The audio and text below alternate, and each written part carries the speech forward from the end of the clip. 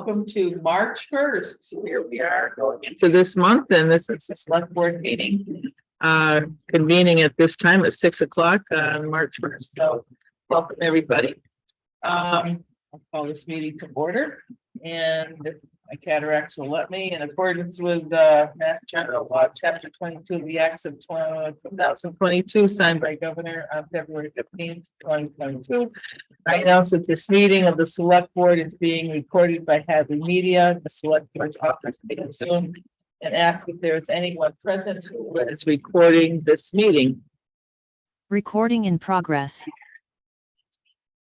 Thank you. Yes, Jennifer is recording. All right.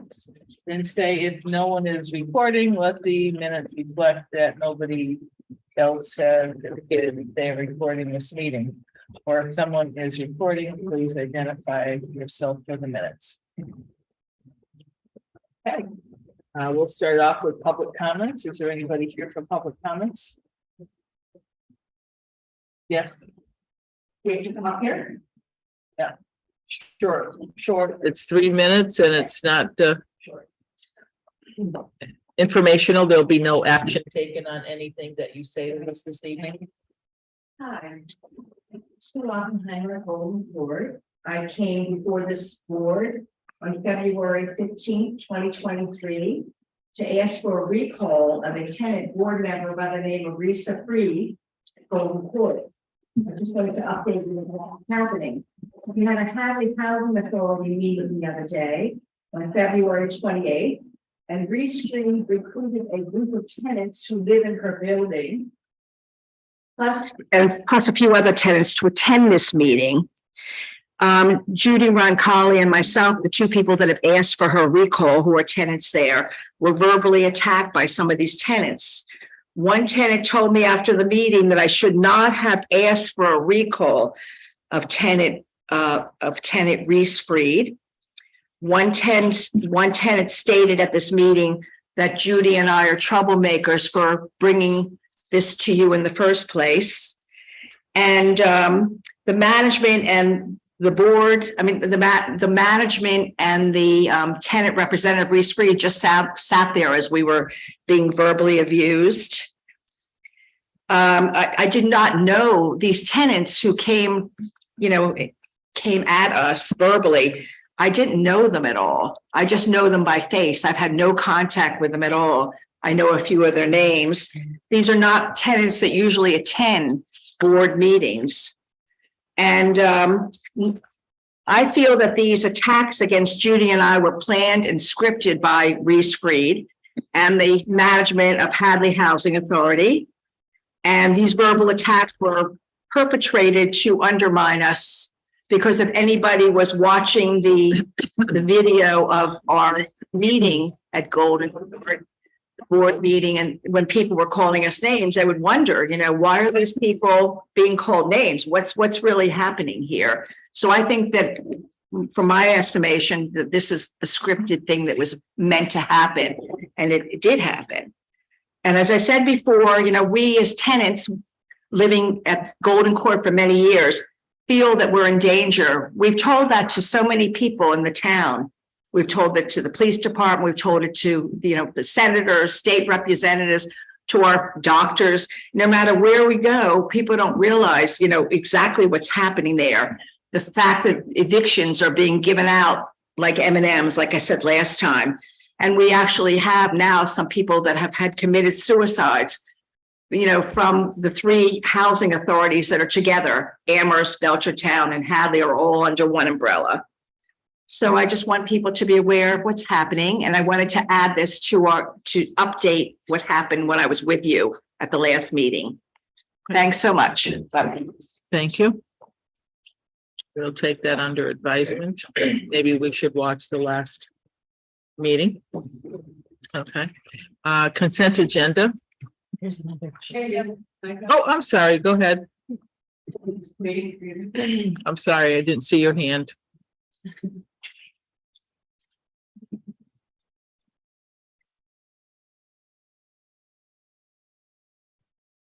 My name is Judy Roncalli. If you were at that meeting yesterday, you would have heard me say that. because I was I was quite annoyed with being called a troublemaker. So I set them straight. My name is Judy Roncalli. So at the last select board meeting, we had suggested that you members watch the January 31st meeting. And I'm hoping that you might have some follow-up for us on that. In other words, if you saw it, what did you think? What will you do with it? We'd like to know if that's possible. That's not on the agenda tonight, Judy, so we will probably take that up at another meeting. Okay, All right. Okay, We yeah. won't have any discussion on that tonight. Yeah. Okay, thank you. So Sue and I did not plan this together. I didn't know what she was going to say, but mine is similar. At the board meeting yesterday, I had asked a question. First of all, it was very, very aggressive, rude, and a bit scary as tenants were aggressively belittling Sue and I. And it really got out of hand. They attacked the board. They attacked us. It was a little scary. So what happened in terms of RISA, I asked a question to the management about an issue with my rent payment.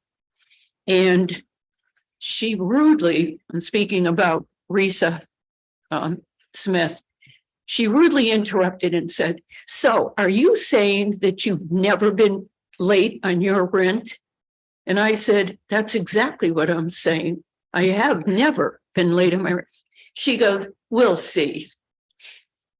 It is so obvious. I think the select board needs to know that it is so obvious that she is, for a lack of a better word, in bed with management.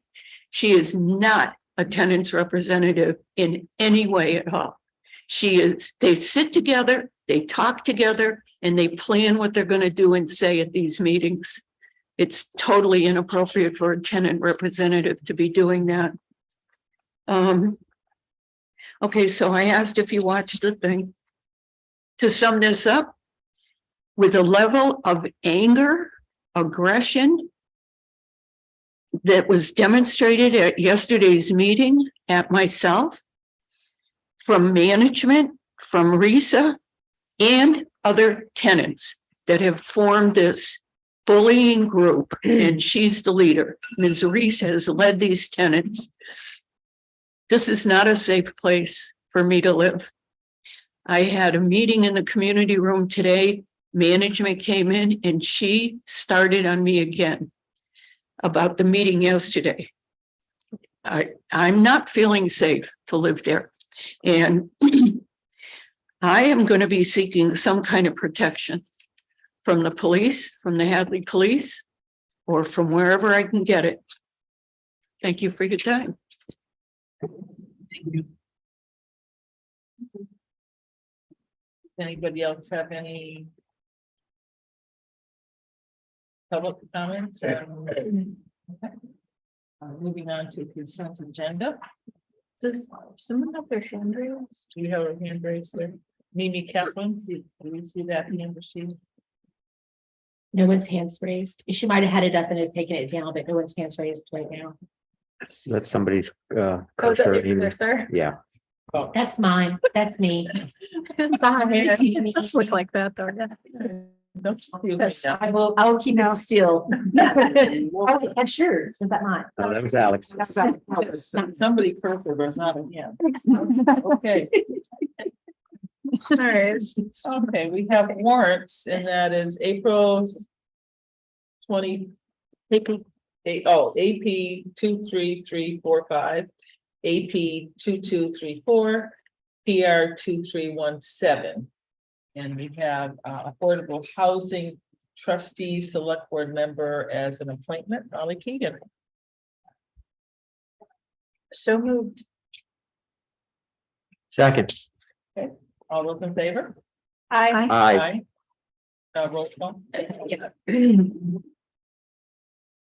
Actually, Jen is back off, so she's not here, so you don't have to do a roll call.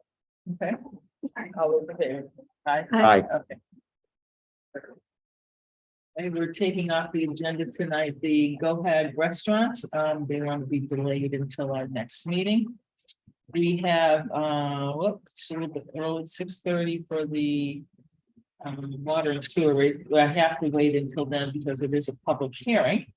I can go forward with a class 1 auto dealer's license. Are they here? They're not. I actually asked them not to show up until after the rate hearing. Okay. So perhaps the Green Community or Chapter 90 or the select I'm board going to keep meeting. going on, yeah, Okay. yes. Perhaps those other. I got that, okay, Sorry. no problem, so that was nice, you told them to wait till after the public hearing. Is there a Green Community application as, Jack? Hi, Jack. Hi, Joyce. Mimi is going to be speaking as well. We have been working as a team to prepare the Green Community application. And I think Mimi will be able to go over it. Great, hi, Mimi. Hi. She- Hi, everybody. Would you like to start and let us know what's going on? Certainly. So I am a senior planner with Pioneer Valley Planning Commission. We've been working with the town for a while on writing an energy reduction plan that would help the town reduce energy usage and reduce costs over time. So the goal is to submit the Green Communities designation application with Department of Energy Resources, and it needs to, that's due by March 31st. And I know you are somewhat familiar with this as you've already passed or adopted the fuel efficient vehicle policy. So I know you're somewhat familiar with the process. We're really in the last phase of this, which is finishing the energy reduction plan. There is a draft plan, which hopefully you've seen.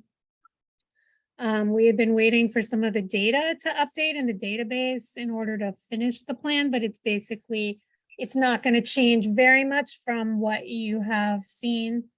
As you know, an energy audit was done by Energy Source, which replaced a previous audit, I believe, by Energy Resources, that suggests a number of energy conservation measures at town buildings. And that includes the schools. The school committee did adopt this energy reduction plan 2 nights ago. I mean, I don't know how much in detail you want me to go on this. I guess that's a question. Have you had a chance to review it? Has the water one been, had the water department one been submitted already? Did you hear that, Mimi? The Hadley water, what? The proposal that we have in our material is for Energy Resources. It's the facility upgrade Town of Hadley Water Department, but it looks like it has a March 2021 date on it. Okay. I am not familiar with that. I don't know if Jack or Jane might be able to speak to that. I only came onto this project about 2 months ago, so I'm actually not knowledgeable about what happened with Energy Resources. How did this get in our materials?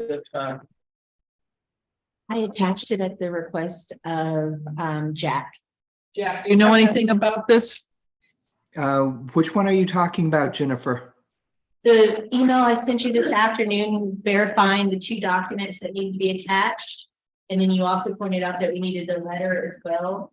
the two documents in the email I sent you this afternoon asking for confirmation. So those documents were about the stretch code vote and a few other things that Chris had requested. And those they're part of our application packet, and those have been uploaded. Okay, no, I was just gonna say that we should probably, if it's possible and hasn't already been submitted, to update it to the current. To Scott instead of Chris Okafor. I've not been working on that project, but I will look at it and see if I can get it updated and send it. You've seen it, Scott? I have not. Okay. Just to reflect the new DPW director. in We that. we may want to have Scott take a look at this. Yeah, I will email it to Scott. Actually, I'll email it to him. I'll continue your discussion. Yeah, I don't think this should have got on here tonight if nobody knows about it. What do we have left to do to be ready to file this application? It is almost ready. Mimi would know best. I think they're waiting on a few different names. We'll also clarify to make sure that the labels are right on all the chart. But this application is nearly all set to go. We do want to try to get it in for this March 31st deadline and not go another 6 months. So the school committee has already approved it. Well, the school did, but we're looking at all this other stuff that's in here and there's nothing really determining why this stuff was put in our. Right, and does the select board need to approve this, Jack? Mimi, you can speak to that. I Yes, believe the that the select- select board needs to adopt it. Yeah, the select board needs to adopt the energy reduction plan. So let me just say that you are not beholden to any of this. They are goals. Okay, so the audit identified a number of possible energy efficiency projects that the town can undertake. Once you're designated as a green community, you will be automatically awarded a designation grant from Department of Energy Resources, I believe in the amount of, I don't know, Jack, if you know, I believe it's about It's about $130,000. $130,000. Yeah, and that money can be used to tackle some of these projects. You have a number of items at both schools for Hopkins and for Hadley Elementary related to pipe insulation, building envelope retrofits, kitchen hood, steam trap work.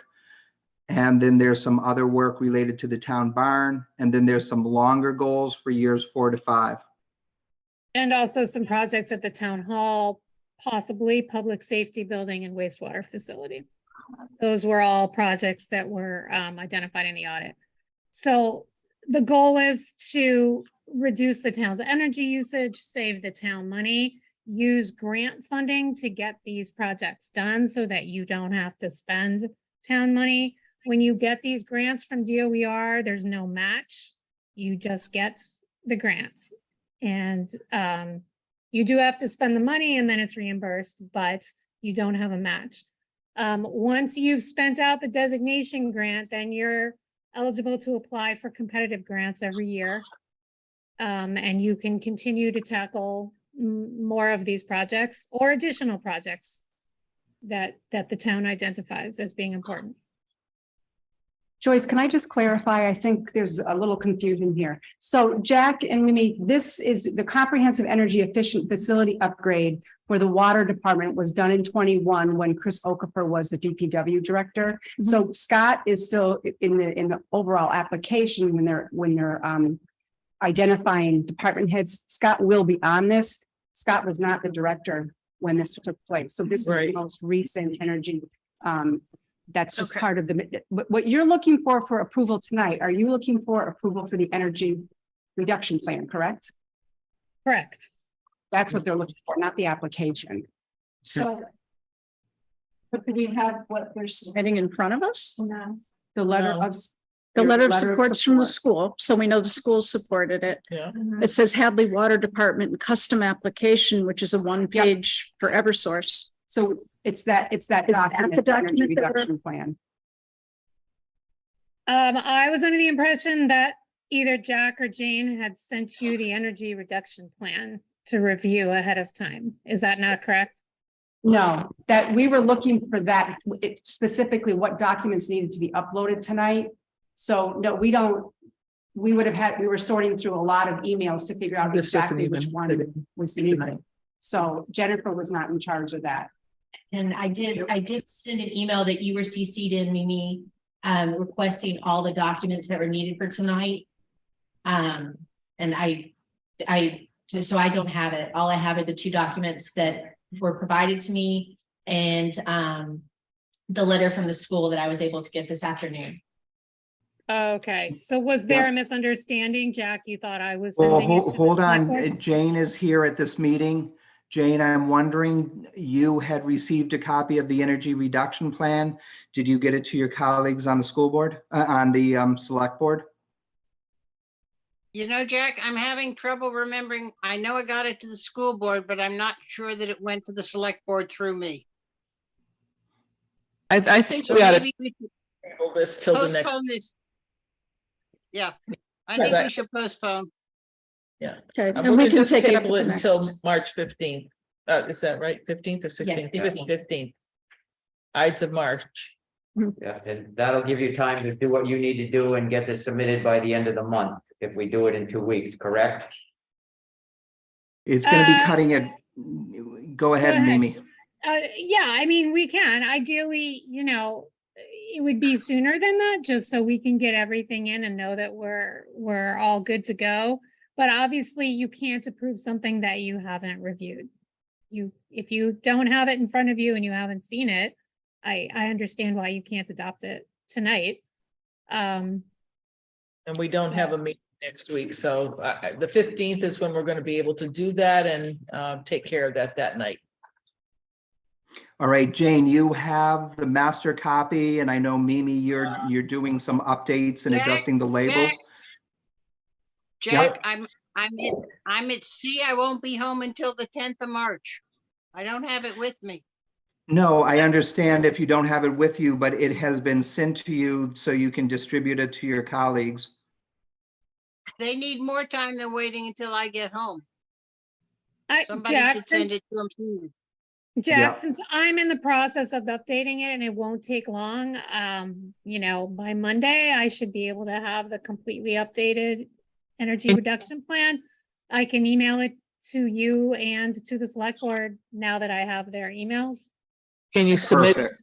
Yeah, you can submit it to Jennifer and she can submit it to the rest of the select board. Jennifer All right. James, is that the right person? Jennifer James. Okay. All right, Sounds like a Yep. plan. so we will see you in 2 weeks. Okay, Thank you. thank you. All right, thank you. Thanks. Bye. 25. 5 minutes for a update on chapter 90. Thank you, Scott. Good evening. Just wanted to give you an update on the chapter 90. Starting to get to that time of year in the spring and thinking about some road resurfacing and work. Currently in the chapter 90, we have $448,000 and we have $177,000 in our RAP money that has to be used by June 30th. And my game plan is I know I said when I was here before, I really didn't want to do any road work to streets that needed infrastructure work, but section of Rocky Hill Road from number 49 to about 74 where Breckenridge is, the road is starting to get very bad, somewhat unpatchable for us, especially up by Corzera and Wampanoag. There's a patch in the road that it's really starting to come apart, and we really need to address that. So I'd like to use our winter recovery money to try to do that. Like I said, I know it's not ideal that we need to do pipe work there, but the road surface is just so bad and we don't have the funding right now to do any kind of water main work there. So I'd like to just do the best we can with what we have currently. And the second area that we're looking at is on Bay Road from like by the Pride gas station's driveway, that's where our property line is with the state, to trying to get down by where the dirt road is to the water plant. If we have enough money, the surface there is starting to delaminate. It had oil and stone over the existing coat of asphalt, and it's starting to come apart pretty bad. We're there patching constantly, and I'd like to resurface that road. And there's a little bit of drainage work also on Bay Road that needs to be done. By the open field, by the Eversource, there's a catch basin that's falling in, needs to be repaired. And the pipe underneath the road, we're looking to sleeve line that. It's got 3 different types of pipe there. We'd like to make it whole before we resurface the road. And so I just wanted to get your blessing. If that's okay, I can proceed and get some. I have some preliminary numbers there from last year, but the escalation charge and stuff for the paving changes constantly. So until it's go time, it's really hard to get a true number. And we haven't gotten, when does chapter 90 money come in this year? Not until the summer, right? Yeah, not till the summer. This is last year's money. Do we need to vote on that, or we just say yay? Is there anything else that you see that's an impending need for road? Well, there's multiple spots that need attention, but I'm feeling that Rocky Hill Road section, because it's so highly traveled, it's definitely an area of concern that we should do right away. And Bay Road's another one that's a really highly traveled road with that delamination of the surface. It's only going to get worse. So I think those are good roads to work on right now. I know there's a couple sections on Route 47 and stuff that are starting to come apart, but if we have some money left over, I'd like to do some crack sealing too, and like preventative maintenance stuff, depending on where our numbers come in. So it's all one of those things that just how much money we have to throw at it. Yeah, no, I can't disagree with you on Rocky Hill Road. It is getting really bad. Yeah, that one section is terrible. Yeah. We're there patching constantly. We just, like I said, I know I said to the board, I really don't want to pave roads that we need to do pipe work on, but that one there is, I don't think we can wait. Well, it's deteriorated 100-fold since you were here. So, and we're looking at milling and resurfacing, just not overlay. Every time lately we've overlaid, we've had trouble with water into people's driveways and et cetera. The roads have been overlaid so many times, there's no real room for adding material. So I'm looking at milling and resurfacing, just like we did at Hockenham last year. And I think it came out really well. It was a good job and a good use of the Hadley's money. what's your time estimate to do that section of Rocky Hill Road, Scott? Well, I want to get going right away. Probably I'm like April or May when they can get us. I've been trying to get the milling contractor out here for the last 2 weeks to look at the roads. And of course, now winter has set in every time we're trying to make arrangements to go out. So I'm trying to get in the queue right away as soon as we can. And how get long would going. it take to do the project? They can mill it, that section of Rocky Hill Road in a day, and the paving will be a day. It's just getting everything coordinated. And I know I talked to Carolyn about this, just moving forward, like right now we're doing the paving through the FERCog. I didn't bid that through the FERCog this year. I feel that we can do better building the project ourselves and going out to bid ourselves. Because right now we're playing GC with this, and I don't think that's in our best interest. No one takes ownership of anything like road signs, milled surface, or anything. No one will do it. We have to do all that. We don't have those signs. I have to borrow them from somebody and put them up, take them down.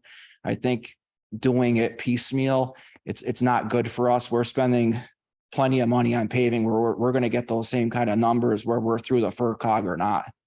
And then that way, the paving contractor will be the GC. If we have a problem, we know where to point the finger. Mhm. Right now, it'll be back at the DPW because we're the GC of the project. And I don't think that's in our best interest. Can you bid both ways without getting yourself in trouble with FERCog? I don't believe you can, if you're in the FERCog, you're supposed to go through it because you have to give them what streets you're looking at, estimated tonnages and et cetera, through the bid process, where really, I'm not even sure yet after we do this, where we're going to head next. It's depending how much money we have, et cetera. Yeah. I really don't know where to go. I think just doing it on our own is going to be a lot better. Okay, can we make a vote on this? I think it's just an update. You don't need to vote. Yeah. Oh, perfect. Thank you. Thank you. Thank you for that. 6:30, we will go back to our sewer rate public hearing. That would be Sue. Go out, Sue, and we wish you a happy birthday.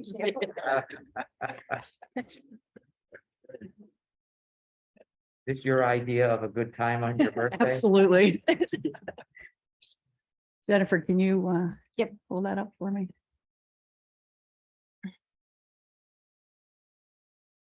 We've already heard your rendition, so this is basically for the Yeah, public. there's a little bit of an amendment. Okay. Of course. Yeah.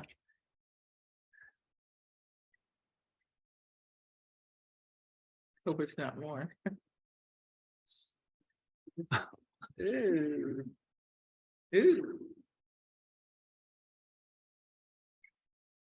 There you go. Okay, I'm gonna start with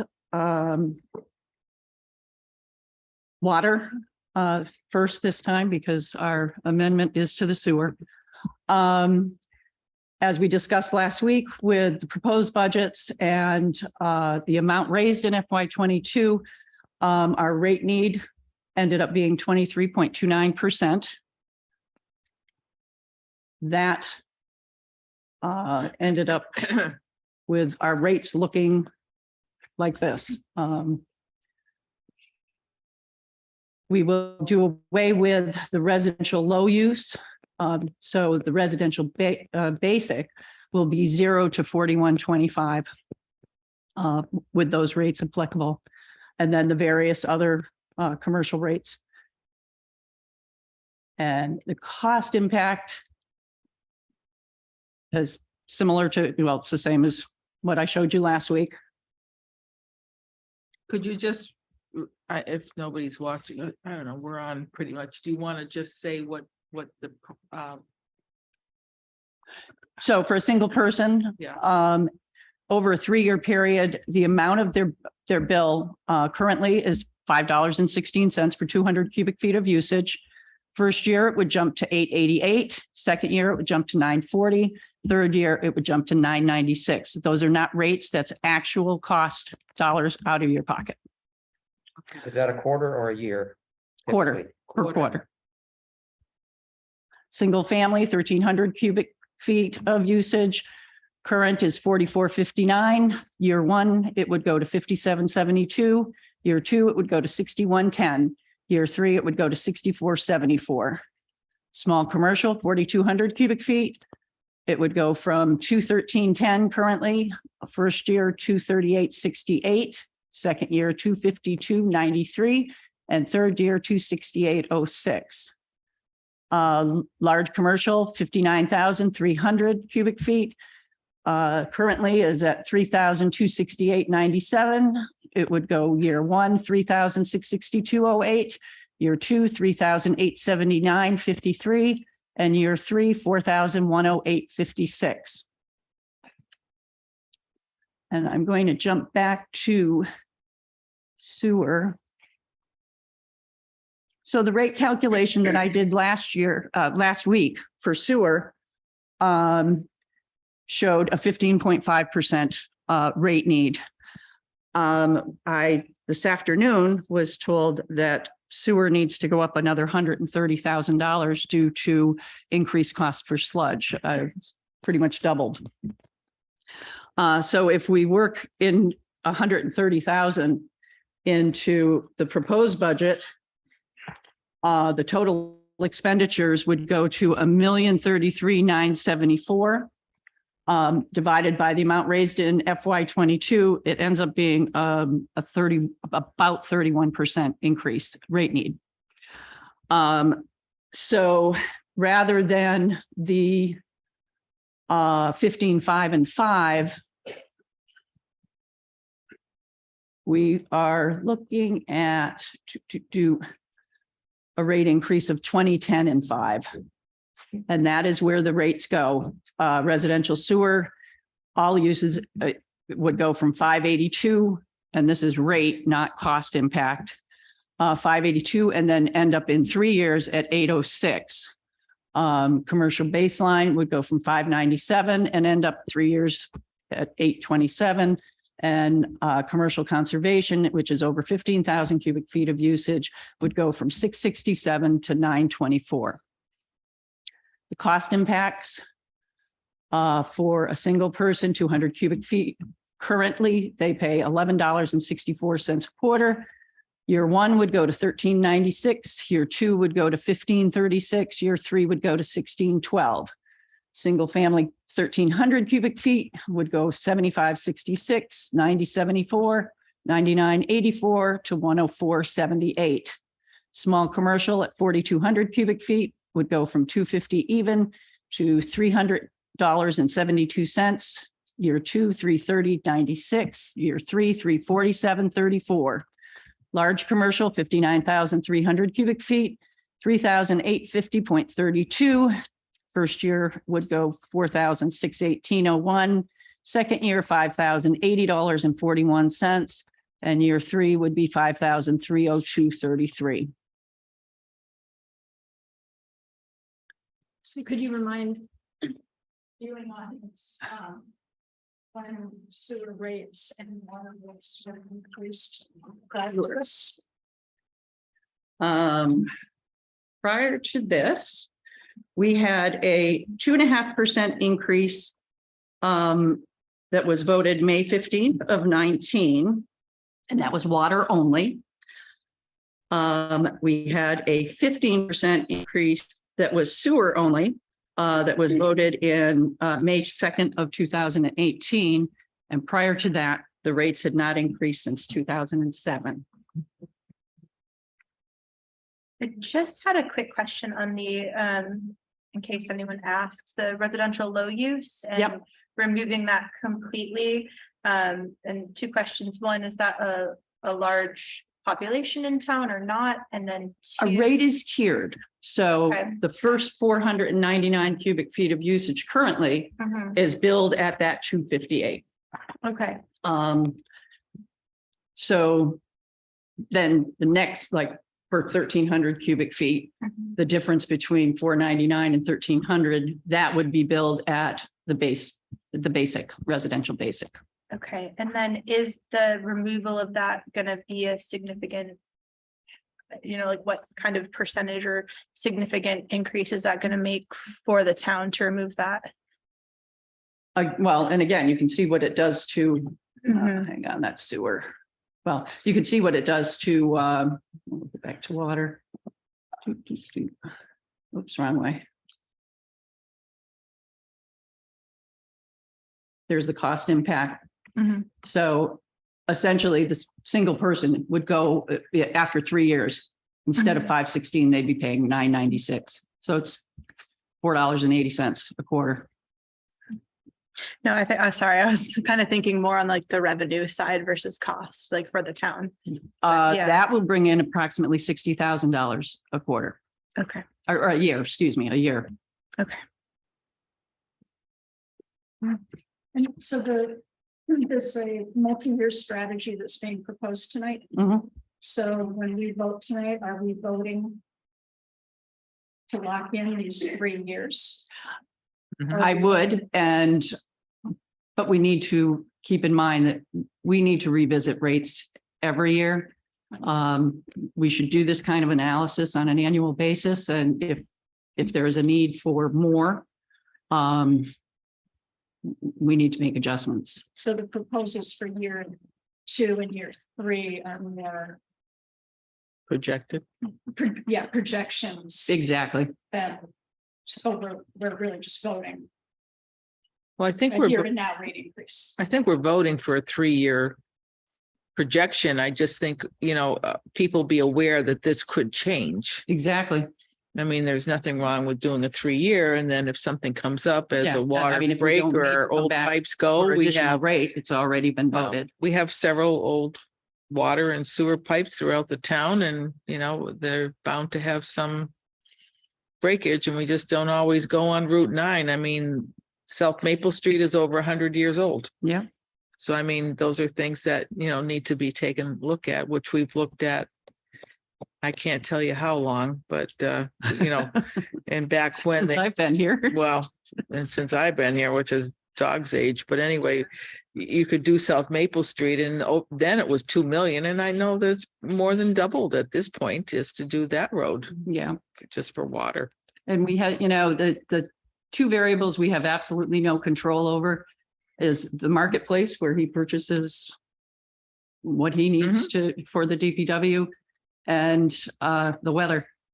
If we have a rainy summer, the usage goes down and so don't our revenues. So. Okay, you want to entertain a motion, please? It's a public hearing. Oh. We need to. Well, we have to vote on it. Yes. That we allow. Oh, is there any comments from anybody? Can I stop sharing now?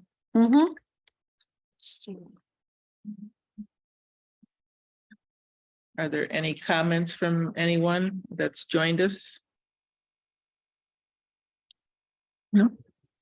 Nobody's raised their I hand. I see no hands. Oh. Did you have a question? I wanted to know why. Could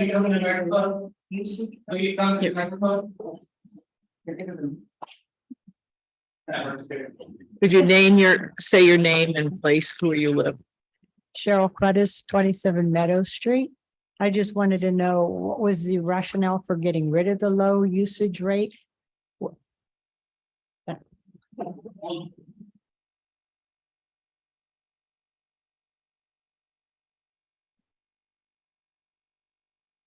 Most municipalities don't tier their rates at all. So it was another way to gain revenues. Anyone else? Seeing none, I'll entertain a motion. I'll make a motion that we accept the recommended rate increases as presented by tax collector. On behalf of the town, not just on behalf of the tax collector.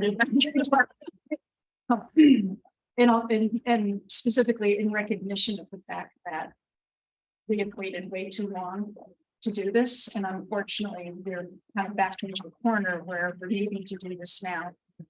Because of the many, many years when we didn't raise rates and we're having to play catch up at a point when our sewer reserve is in danger of going to zero.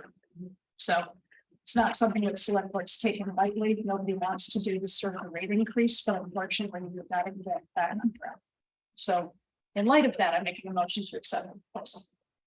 Well, are we, sorry, just we're doing it for all 3 years. Yes, Okay. And for both water and sewer. both water and sewer. Sure. All those in favor? You have to roll call Jane. Oh, Jane. Roll call vote, please. Yes, Roll call vote, Chungalo, Yes. Keegan, Yes. Nevin Smith, yes. Parsons, Yes. and Isaac. Yes. Thank you all. Thank you.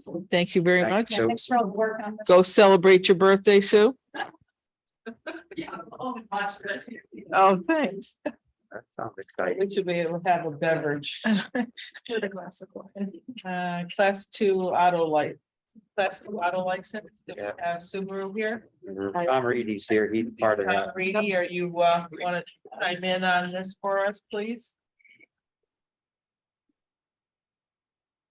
Tom? Yeah, can you hear me? Yes, we can. Thank you. Oh, Welcome. good. Yeah, for sure. Thanks for having me. Sure. So you want to give us a little bit of information on Subaru going to the lease? Yeah, I'd love to. So this is a class 1 auto dealer's license. So Steve Lewis Subaru has been operating at 315 Russell Street for ages.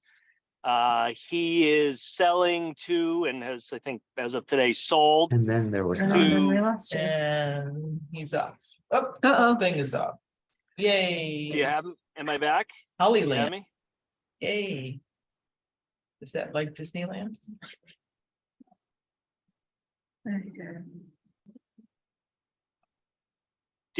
Am I there? Yeah. You are now. You're back. You're on. back. Okay. Here, yay. So the dealership in the land are being transferred to Jeb Belize. Jeb owns pick a number of dealerships throughout New England. And so all we're looking to do is have the exact same license that Steve Lewis Subaru has. Obviously, there's a new name, Belize SLS LLC. And what I anticipate within the next pick a number of months, 3 to 6 months, will be in front of the planning board because the site is going to be redeveloped for a new and modern Subaru dealership. So we've talked with the fire chief, we've talked with the building commissioner, we've talked with Jennifer. She's been incredibly helpful. And so all we're looking at this point is to take the existing license and to have that go to Belize. And then at some point in the future, we may be back in front of you for an amendment because the whole land area is going to change. But for right now, it's pretty simple, keeping what's there and just issuing it to Belize. Will the name change to Belize Subaru? I would imagine that it will. I don't know when though. Okay. And when does this transfer take place? So probably tomorrow, probably after you issue, assuming that you're going to grant this class 1 license, then tomorrow I think the deeds would be recorded and the asset purchase would be consummated. Okay, thank you. You're welcome. Any questions from other board members?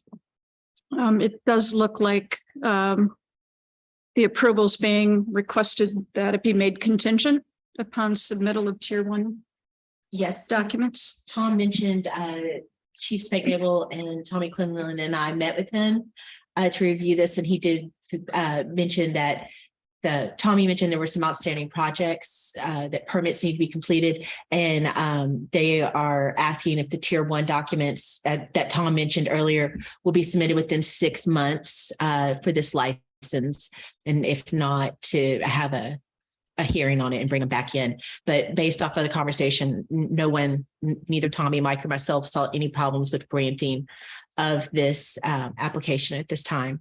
And so I can, based off y'all's decision, Steve Lewis will have to surrender their license and then I'll issue Belize. So there is a recommended action motion that appears on your screen. If you could, whoever does the motion, read that, please. You can do that if you like. Ready for a motion? Okay. So make a motion to approve a class 1 auto dealer's license for Belize SLS LLC at 315 Russell Drive. Street, sorry, at 315 Russell Street, with a parking limit of a maximum 187 vehicles, subject to any order of conditions by the Planning Board, Conservation Commission, and Building Inspector, and that all tier 1 documents for the renovation of the property be submitted to the building inspector and fire department within 6 months of the approval of this license. Second. Any other questions? All those in favor? Roll call. Roll call. Roll call vote, Chugalo, Yes. Keegan, Yes. Nevin Smith, Yes. Parsons, Yes. and Isaac. Yes. Thank you. Thank you very much. Yeah, we Well- really appreciate it. Absolutely. They've been a good business for us, and I hope Belize will do the same. I think you'll be very pleased and impressed. I've met Jeb personally. I think it's going to be a nice redevelopment for that area. And I think operationally until that time, you'll be very pleased. So I think he's really looking forward to be part of the community of Hadley. Love to meet him sometime. Thank you. Sure.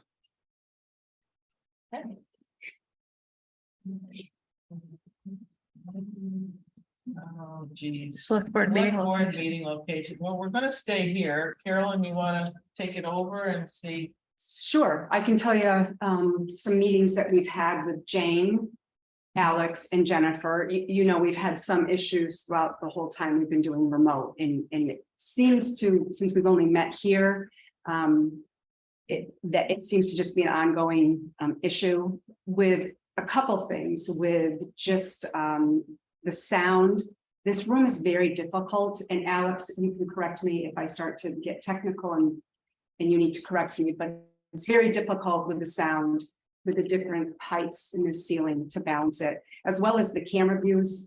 It's very wide and sometimes it's hard to see all of us at the table. So what we talked about is to try to at least experiment with having it in the room across the hall. It's a much smaller area, much easier to do the technical aspect of it. And if you realize most of our meetings, we don't have a lot of people. We really don't need this large of a space. This would certainly bring it down. And it would be easier for the audience to hear. It's easier for us to hear when they're speaking. And Alex agrees it would be a good thing for us to try. Obviously, if we know we're getting a bigger audience, we would move to this room. But that is the recommendation with our discussions, that we try that for a couple meetings to see if it's better. And if we get some better feedback from those that are watching. So we just wanted to hear what any concerns you might have or support it. If you want to try it. If I could interject, Carolyn. I actually requested that the Conservation Commission goes into that room, and we've been doing that ever since, and it's been flawless so far. And we've been using the owl. Not suggesting we use the owl for a select board, but it's been flawless. It's been working well. The sound is very well sounded room, and we do have our meetings in there too, and it sounds beautiful. So I was just gonna ask that, Alex, are there other committees that are meeting in there now that you're videoing? Are there other committees that are meeting in there that you have experience with already? DPW, municipal building, conservation, DEI. Okay. Yeah, I mean, I've watched some of those meetings and it's good with the owl, because the quality owl seems is fine. smack dab in the center of the room. Yeah. So And you leave it set up the way it is, with tables in a rectangle for all the meetings? absolutely. Like I'm not suggesting you the owl for select board, but I'm just saying we've been using that for it. It's been Just flawless. put us in a meeting, we'll go anywhere. Yeah. We would trust your judgment on that, Alex. Well, my recommendation is we move in that room. Like I said, it's a better sounding room. You know what, just let us know before the next meeting where we're going. And then we'll show up. Our goal is the next meeting, How's March that? 15th. That's the Yeah. goal.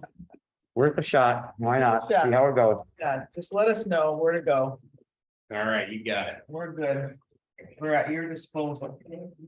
All right, so Jessica, early voting opt out or opt in? Hi, guys. Thank you for coming. Sure thing. Okay, so as all of you know, early voting has been around for what, 5-6 years now? But that's only been allowed for state and federal elections. The state never allowed local elections participate in that. So now they're kind of testing their waters and giving the town the opportunity to early vote for their local elections. So basically, I've been back and forth with the state since our last meeting, getting clarification. And I was told, based on the recommendations, if we made no action today, the town would automatically opt in to mail in early voting, and they would automatically opt out to in-person voting. So at first, the last meeting, I think I misspoke a little too soon, because I think my office is overwhelmed, especially last year when the state sent out all the pre-postage, prepaid applications.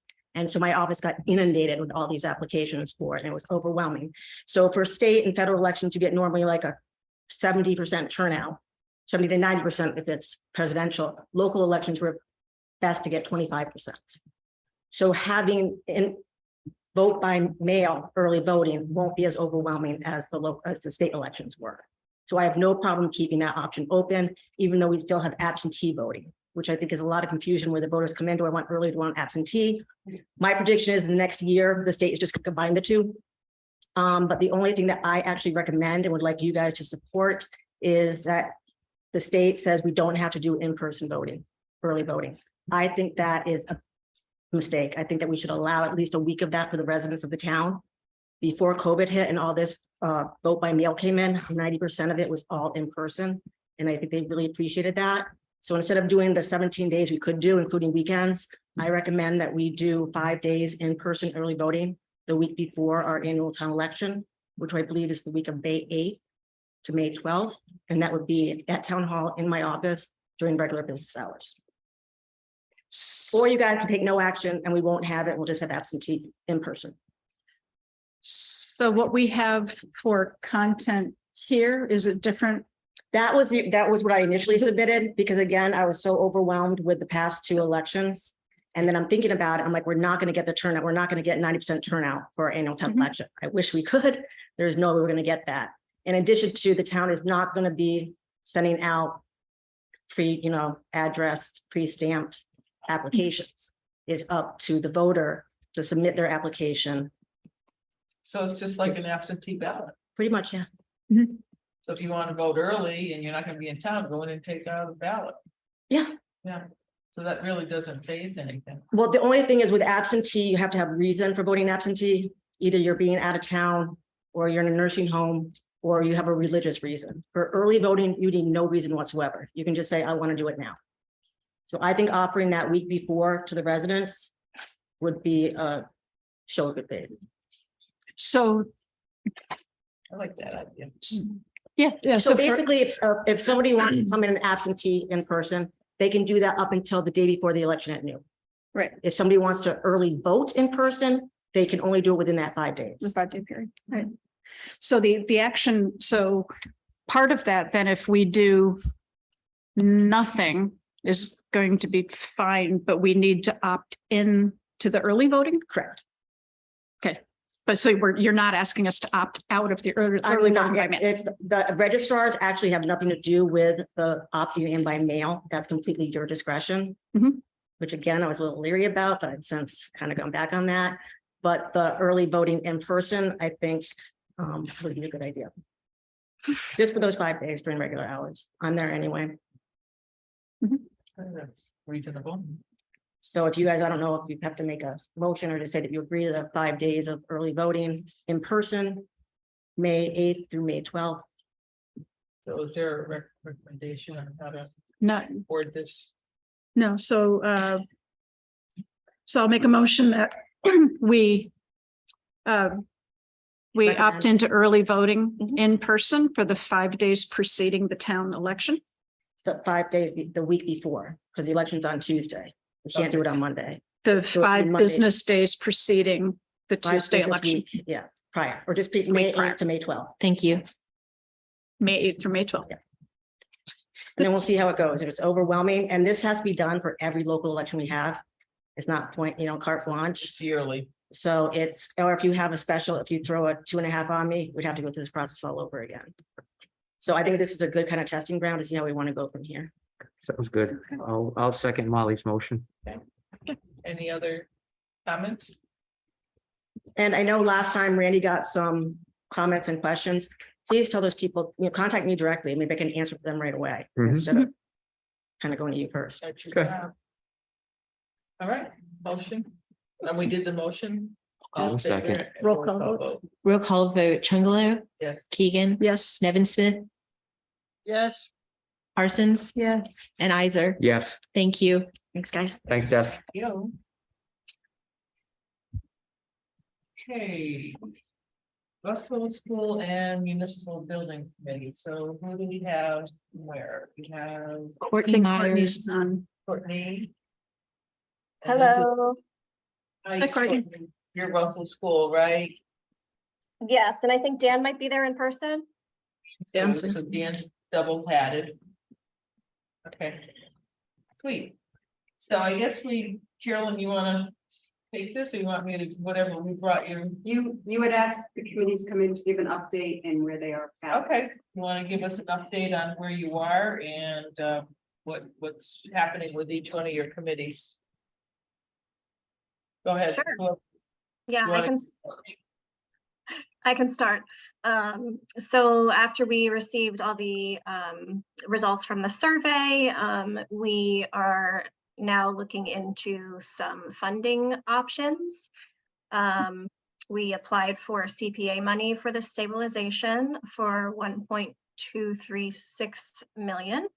And CPA would like a little bit more information and would also like you know, the select board to be on board with what we're doing, and also to have the town staff be on board as well. And then come up with a plan for the building. I know that there's a lot of offices that need some extra space.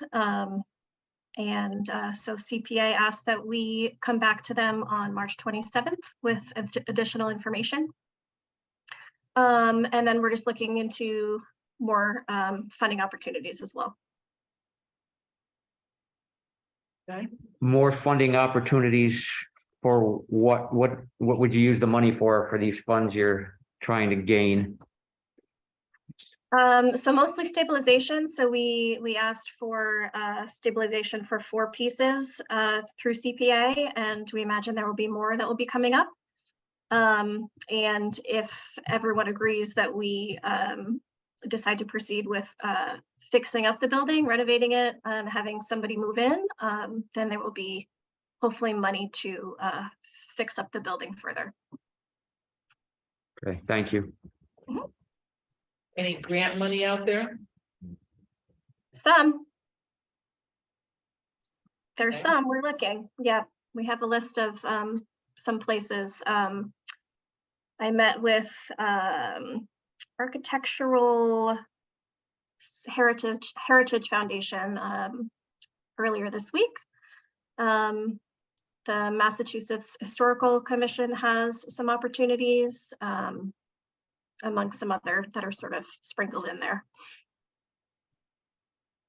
Thank you. Dan, do you have anything to add? Yeah, I mean, we are certainly looking into any grant possibilities. There's lots of different stuff out there.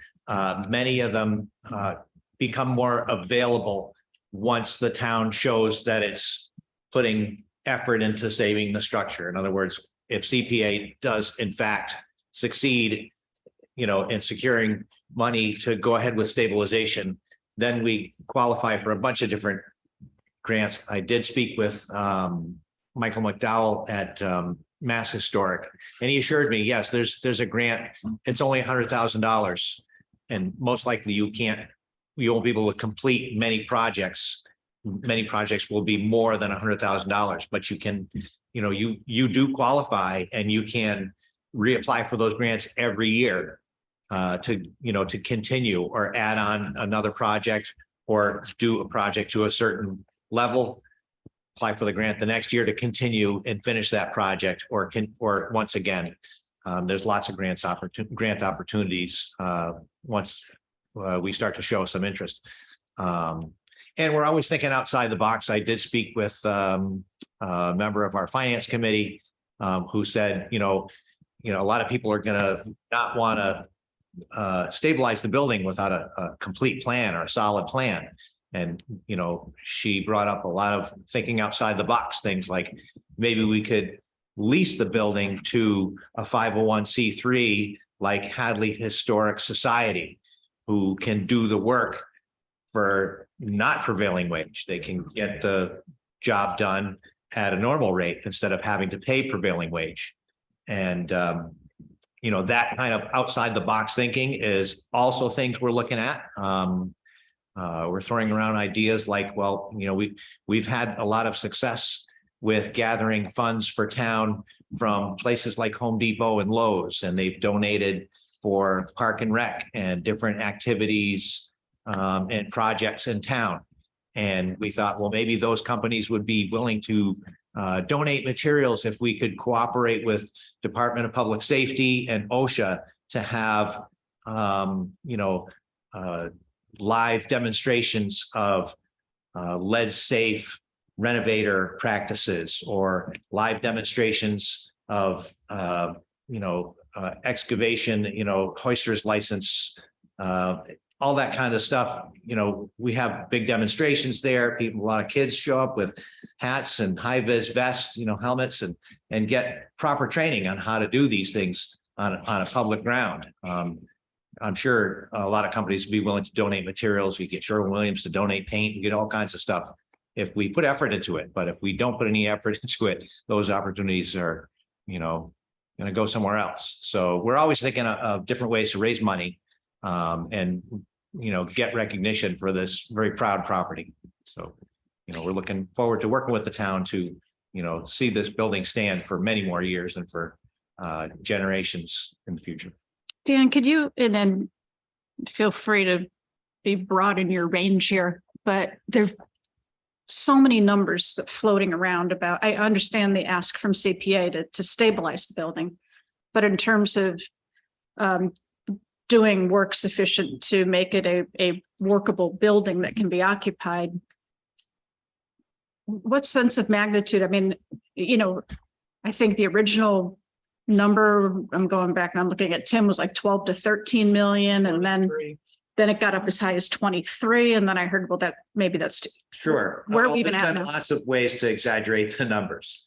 The original Mohawk estimate was created when the building was currently occupied by a tenant. And so those estimates for different types of stabilization and fenestration and water proofing were created when the building was occupied and you had a limited season to do that.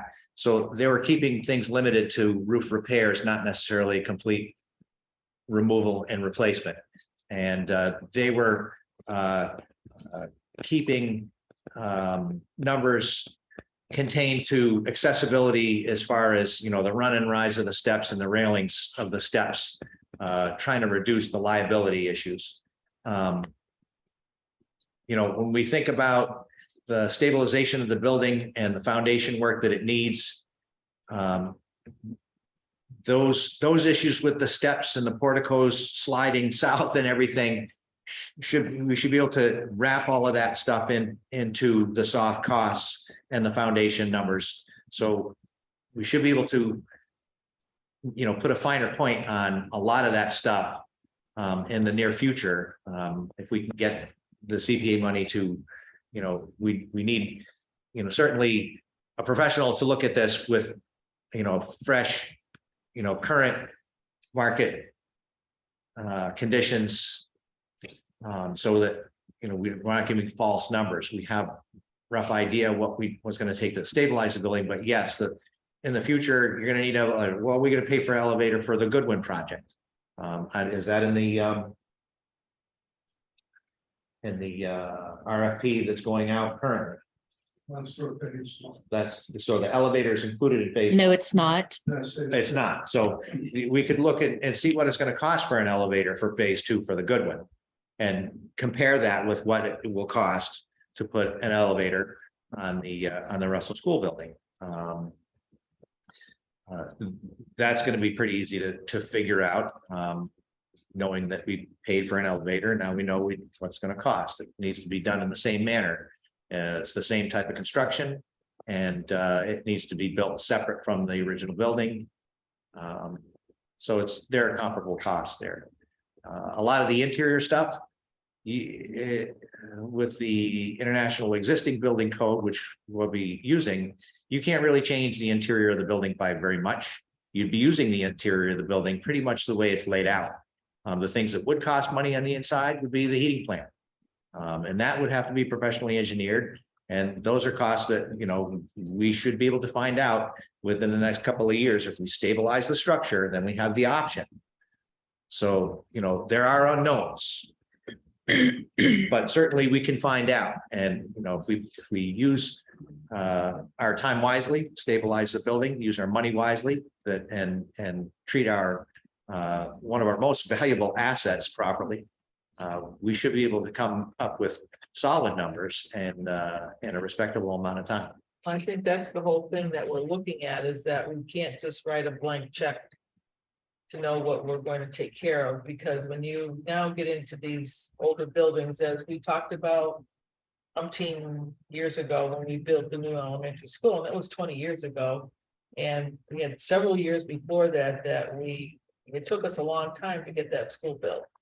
And going over what that building took, and we had the architects going over the Russell School and the plans and the Booker School and, you know, what needed to actually be done in there, but now you're looking at a real older building. You've got to bring it up to code. You've got to do electrical and plumbing and heating and all of that. So that's not going to be cheap at the prevailing wage. Oh, sure, we You know, understand that, and that's, That's the thing that's gonna kill this town is the prevailing wage in doing that building. I don't think it's anybody's thought that they don't feel that the buildings is the center of the town. It's just a matter of how much the town can afford to put into this building. And is it, as we talked about, is it going to be worth it for us to do it or for somebody else to do it?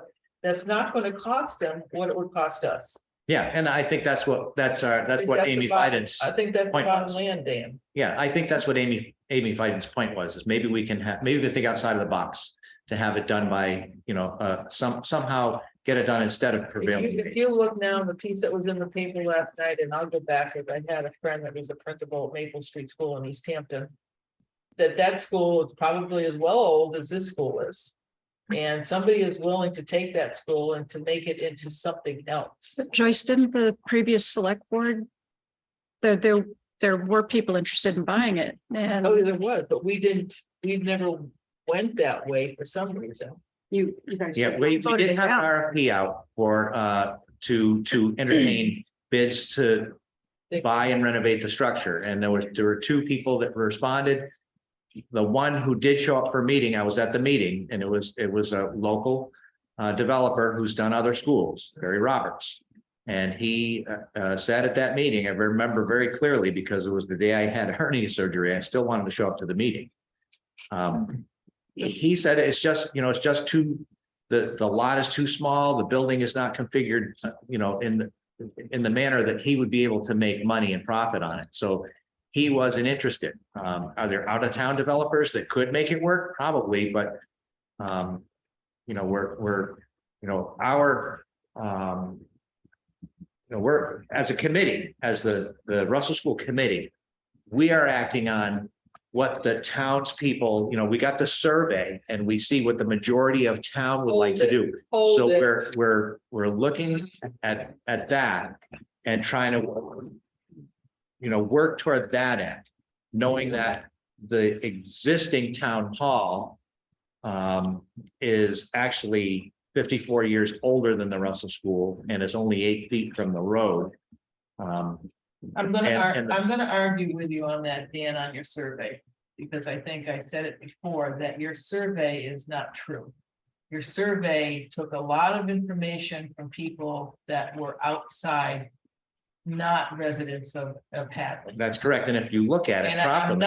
I am not, and I'll tell you right now, I am not voting for anything that somebody from Northampton or Amherst feels that we should have this in the center of our town, when they have no say about our pocketbook. Joanne, that's why we separated those out. Yeah, That's why we separated the non-Hadley resident versus resident. And the Hadley residents still want to save the building. Yeah, I mean, if you separate it out, there were 400 and some, 400 and some odd residents from Hadley and 110 or so from outside of town. So, and the outside, all those people were separated from the end survey. So you could see what, you know, we had to ask that question. It's totally anonymous. So we can't tell if they're from in town or out of town unless we ask them, are they from in town or out of town? So now we can weed those people out. And we know for a fact that, you know, it's the majority of the people from town wanted to.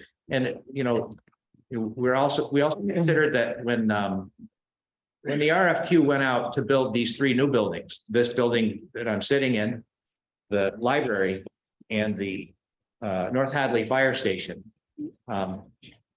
those OPMs did their planning with the knowledge that we didn't have the financial focus to put into that building at that time.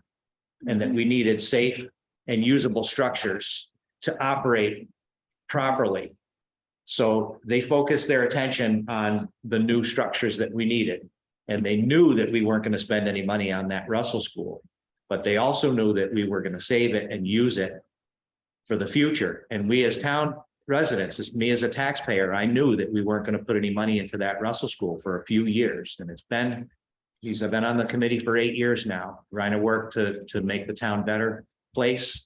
And I'm happy that my name is on the brass plaque on the building that I'm sitting in, but I'm not done yet. And I don't think that this building and the other two buildings are exactly what Hadley deserves. I think the town deserves more, and it deserves certainly to preserve its history. So that's why I'm, pushing so hard. And I appreciate everyone's concern about the money. And, we did spend, better than $20 million on new buildings. And I think it's a small ask to spend 2 or 3 million to fix that one up. And I think if you spent that kind of money, But it's not you'd be gonna be really about close. 2 or 3 million. But we're currently at a stalemate right now, right? Like, so Yeah. essentially you guys went to the CPA. I've read your guys' emails. So essentially the CPA is not going to entertain giving funds until you receive support from other facets of the town. And that's, Right. Well, we had a majority vote from municipal building committee. We had a unanimous vote from your board.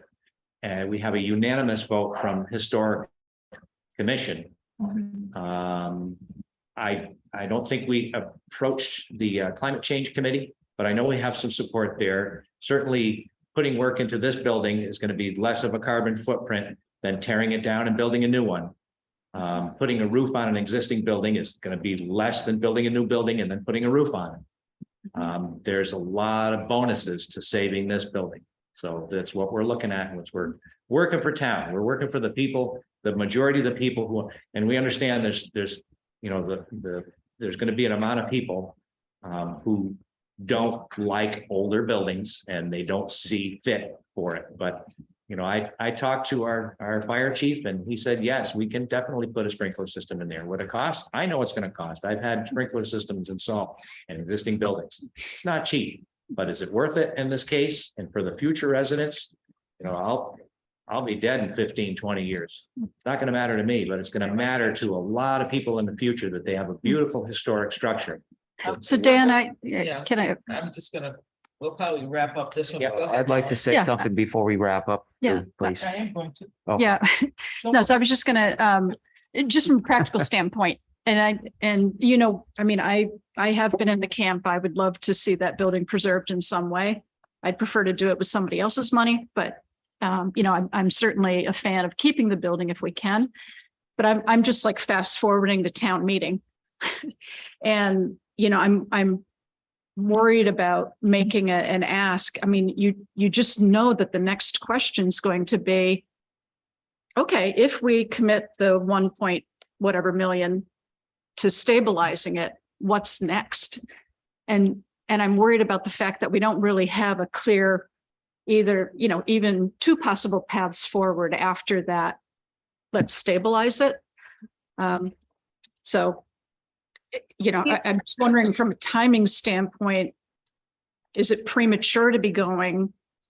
On the one hand, you kick the can down the road, right? Yeah, We all yeah. get that, but I don't really see a huge chance of a success by getting the money for the stabilization if there's not a good conversation about what the plan is or even what the options might be. So I'm just saying. Certainly. I mean, everybody has their hopes and dreams, and my hopes and dreams is that the town preserves it for their own use. It's really configured.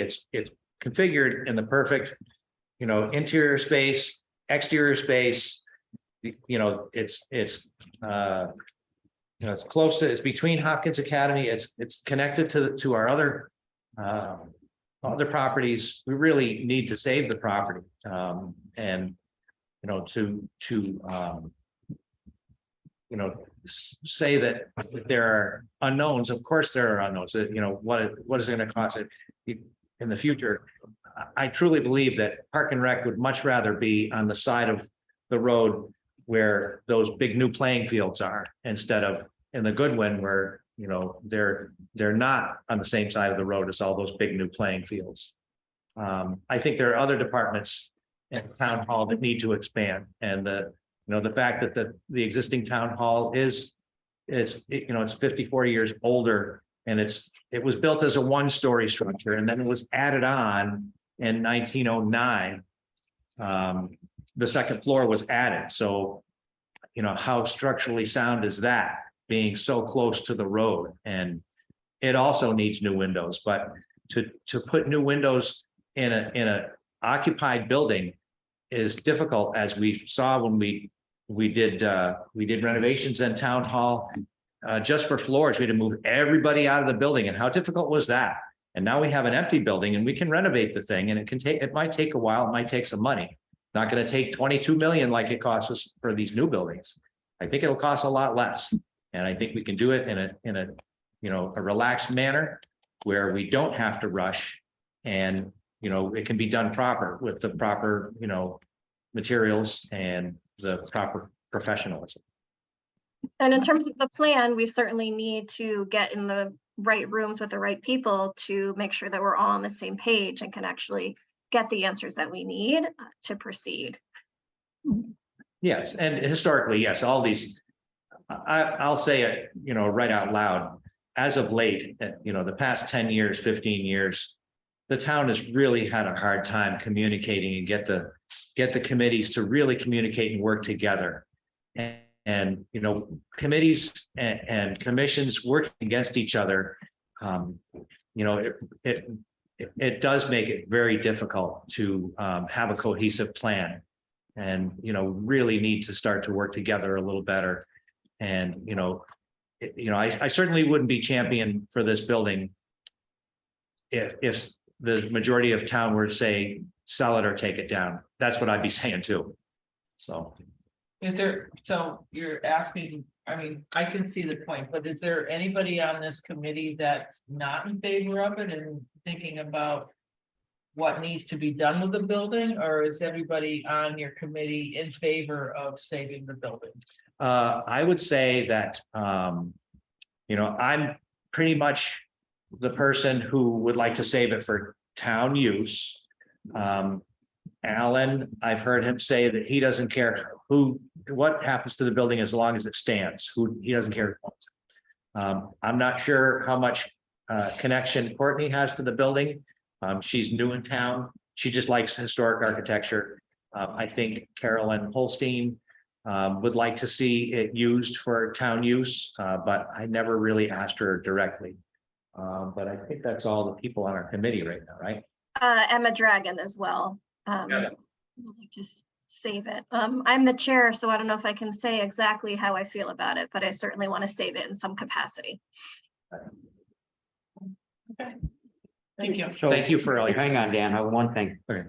Not everybody's going to be as passionate about this as you are. And to Molly's point, I really think you need some numbers for town meeting, because you're going to get asked if we, as Molly said, if we spend 1.3 to shore this building up, then what's next? Right. So the fear will be we spend 1.3 and the building sits and sits and sits because we don't have the money, we don't have interest in the building, whatever. So I believe in your best interest to try to get this to move forward, you really have to come up with some kind of numbers to at least say, look, it's going to cost X amount of dollars to rehab the building to get it to a place where it's functional and usable.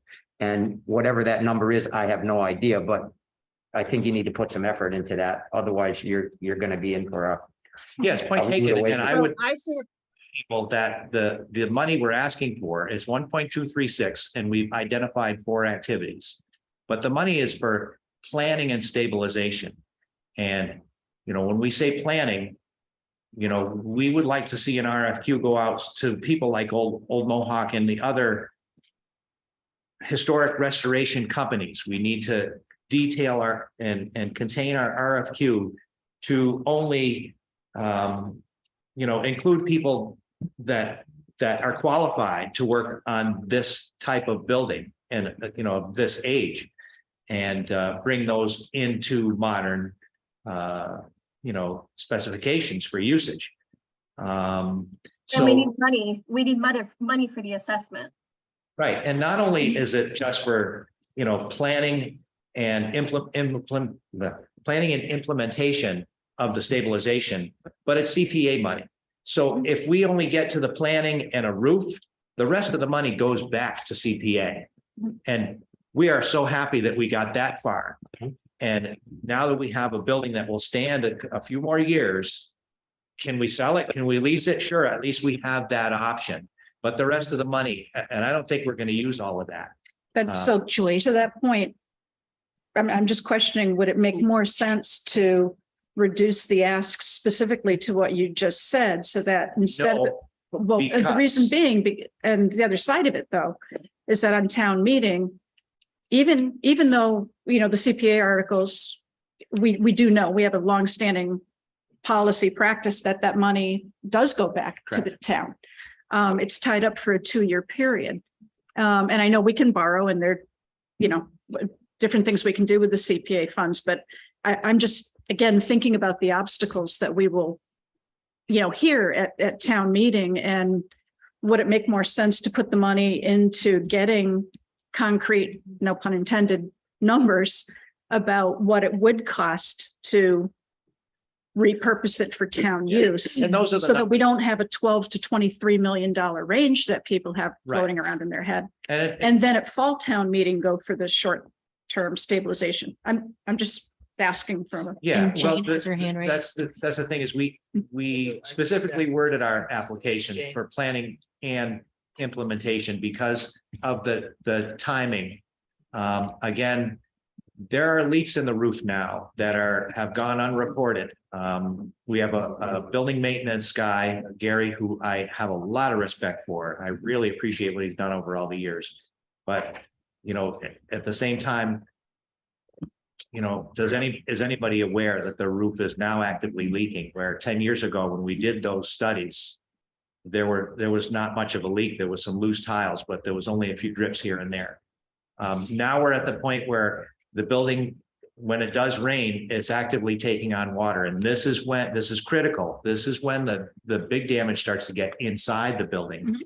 And, if we have money for planning and implementation, then at least we can, if we don't replace the whole roof, at least we can get it repaired. It's not the measly $8,000 that we got from CPA in the first place to repair the roof. It wasn't enough. So we need probably $30,000 to $50,000 really to do a repair on the roof. So at least we'll have that, and that will buy us time for that planning. So we have the money for planning and implementation, we have planning on board, we got a roof repair and maybe a few structural things. Most of the money can go back, and we have money for the plan back in the CPA. So 1 minute, I want Jane. Yeah, thank you. One of the things that I see is that sort of we're caught in a circle here. We're asking this committee to give us numbers so that we can go to town meeting, but that takes money. And we don't have money to give to the committee to get those numbers created. So they're asking for money, and you're putting the cart before the horse here. I don't know how it works, because in general, in the past, the town committees have not specifically been the ones who've had to go out and get grants or ask for money. They brought their reports back to the select board, and the select board has done the financing piece of that.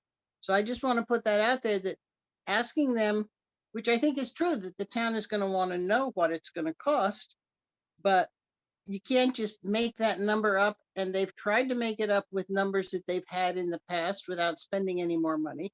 And we're saying to them, well, those aren't necessarily valid numbers. So we put them sort of in an impossible position. But Jane, I think that was the point I was making, rather than have the 1 point whatever $1 million ask from CPA that's on the table now. Would it make more sense to reduce that specifically to what it would take to get good numbers, and whatever immediate repairs are needed, if indeed it's the roof, and only ask for that now, and with the intent of coming back to a subsequent special town meeting. Do we That's- think, does the committee think that if they had money for the estimators, that they would be able to do that by the time of fall town meeting? Certainly, we've had a person from Old Mohawk say that he could update the numbers. Courtney, you have that? Yes. What the, that Warren Hamilton, yeah, he's interested in coming. And then Architectural Heritage Foundation is also willing to come up. Can I talk about that a little bit, Courtney? That's the architect that I connected you with, correct? That's the one you're talking. Can I talk a little bit about that? Because I really think that's what is coming up in this decision. This architect, it's a nonprofit organization. All they do is focus on restoring historical buildings. And we had a very good discussion with him. And one of the things that I think everything that you're asking for is something that this firm could provide. But what I liked about this firm is because they're nonprofit, they care about the building and they care about not ripping off a town. So they're willing to give us 5 hours coming out to look at the building, see, can we help you? Can we get you? Not only will they get us, and Ruby and I were talking a little about this today, not only they get you to what's going to, yes, you can stabilize this. And yes, I think there's use for it. They can say, what is it going to cost to stabilize it? And they can also say, what are your options to use it? Whether it's, we talked about public and private mix, and Carolyn was on the call as well. And so we bantered around that, but I think there is some value in funding that. And he's willing to do that. He's willing to come out, give us the 5 hours, tell him what it would cost, what his scope of work would be, so that we could get a clear picture of the use and the cost to the town. I do want to caution and just clarify a couple of things that we talked about. It doesn't matter who funds anything, whether it's the historical commission. They are not a town entity. A town building has to follow prevailing wage no matter who pays for it. So I just want to clarify that we're not going to get we're never going to get a cost saving on prevailing wage unless another owner buys it. And just another clarification with we sent out on RFI, which was a request of interest for that building. And Barry did reply. At that point, he was not going to just fix it up for us and then release it to him. He said, no, that's silly. I want to buy it and he had looked at putting 4 or 5 apartments in there. So I just want to clarify, we haven't really gone that full step, but the board, and it's not both members, you weren't here before, but the board agreed they did not want to give up ownership of the building. And I do think, talking with Carolyn and Courtney, that is, and Dan, that is the desire, is to keep it town owned. So I just want to just throw that out there, that I think that's just important information to have. We have the resource out there, but yes, we would have to pay for it. But I don't think it would be a significant number. So the American Heritage person would come out in advance of Springtown meeting? Would come out in the 5 hours? He would come out and he won't be here for 5 hours, but he'll look at the building, he'll look at the old studies. But he would put 5 hours of work into it to let us know, yes, I can help you. And yes, we can get an estimate for you. Would that be free? 5 hours is free, yes. And then it would be hourly Why after. haven't we signed him up? Well, I move we sign him up. Have a great day. I think it's worth exploring. I do. I think it's great. I do think it's what the town's going to be for. Anything, if we can get that to happen before our meeting with CPA on the 27th, that'd be miraculous. That would be great. I just think we have the whole thing, the visit plus all the research done. Yeah, I agree with what Molly's saying, if I understand her correctly, in that do the study first before we commit to spending millions of dollars, because we don't know what the outcome is going to be, Dan. Again, I hear what you're saying. I appreciate that building's been here a long time and all that, but if we can't get the townspeople to commit to it, then you're gonna ask for $1 million that potentially ends up going nowhere. And I'm playing devil's advocate here with you. But if you have we have something that spells out, this is what's gonna cost in today's dollars to make it work, then I think it makes more sense. If it makes sense to go ahead and try to stabilize the building, because we know we can use it and it's not gonna cost us $23 million to upgrade it. And the townspeople feel like that's a good way to spend our money, then I think you got a better shot. Yeah, I've heard it said before, and everybody uses that phrase. I think you got a better shot if you do it this way. And, I hear that. And, the only point I make is, the most amount of money we can get upfront so that it's available for stabilization efforts ASAP. I mean, if there was a way that the town could come up with, $50,000 just to do a roof patch, that'd be great. But then the concerns are exactly what other scare taxes say. Well, what do you put a roof on it and the bell tower falls over? That's the, the danger of, just doing little tiny piecemeal stuff. Well, we already determined, and I think, to end this conversation, that this point right now is that we need to have an evaluation done about the roof. I think the Heritage people coming out and giving us their scope on what it's going to take to stabilize it and get it done. We get 5 hours of free money, basically, from them, at least to give us some direction. Yeah. Yes? Yes, with me. Yep. And I So completely we're gonna understand. do that. I think that's our next direction Okay. that we're going to give you right now, is that's the direction we're going in. We're going to get them on board. And have them come in and do our eval, get us a price on the roof. And see how we can go forward, at least that, okay? Does that work for you, Courtney? Yes, it worked for me. Just my hesitation is that we've gotten 2 studies done and still nothing has happened with the building. So I want to make sure that once we get the study done, that we actually make a decision and stop kicking the can down the road. Yeah, I mean, that's part of our point is, Okay. we want to give this decision to the townspeople, because the more time we spend on studies and have this person, that, it takes time.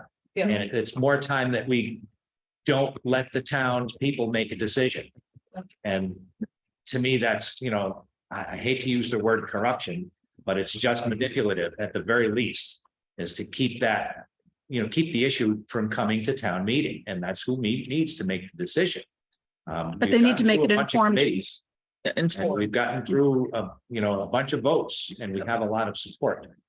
And I want to make this come to town meeting, and so that people can make a choice. I understand that, municipality that, is being looked at for open meeting problems and sued by this person and that person. Sure, you're going to use a lot of caution when you're asking for $1.5 million to fix up a building, but a hasty decision on this building. There's been no haste. We've spent a lot of time looking at it. So, that's our point. Okay. Tim, you had something? Thank you. Thank you, Dan. Thank you. Thank you, Thanks, Courtney. Thank you. Tim Nyhart, Chair of the Municipal Building Committee. Of course, we've been dealing with this building forever, and certainly back in 2015, one of the charges that the Select Board gave the Municipal Building Committee was to look at Russell School, which we started. One of the things we wanted to do was exactly what we're doing right now. The same exact questions are being asked. If we keep the building, what are we going to do with it? But what we started to do back in 2015, based on your charge, was to try to get some of these numbers together. We went through and got our professional services.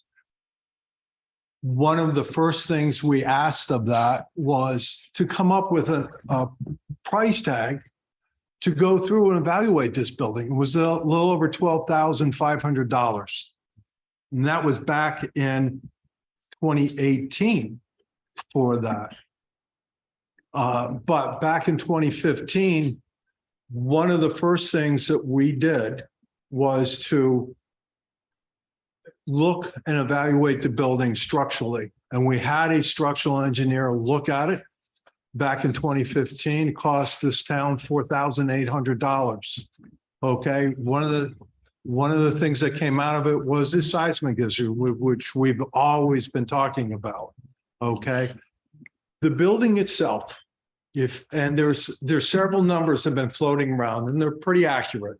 The 1.3, the 1.6 to stabilize the building, just to keep it so it doesn't, the roof doesn't leak, and a few other things. Keep it from really falling down. Those are good, hard numbers.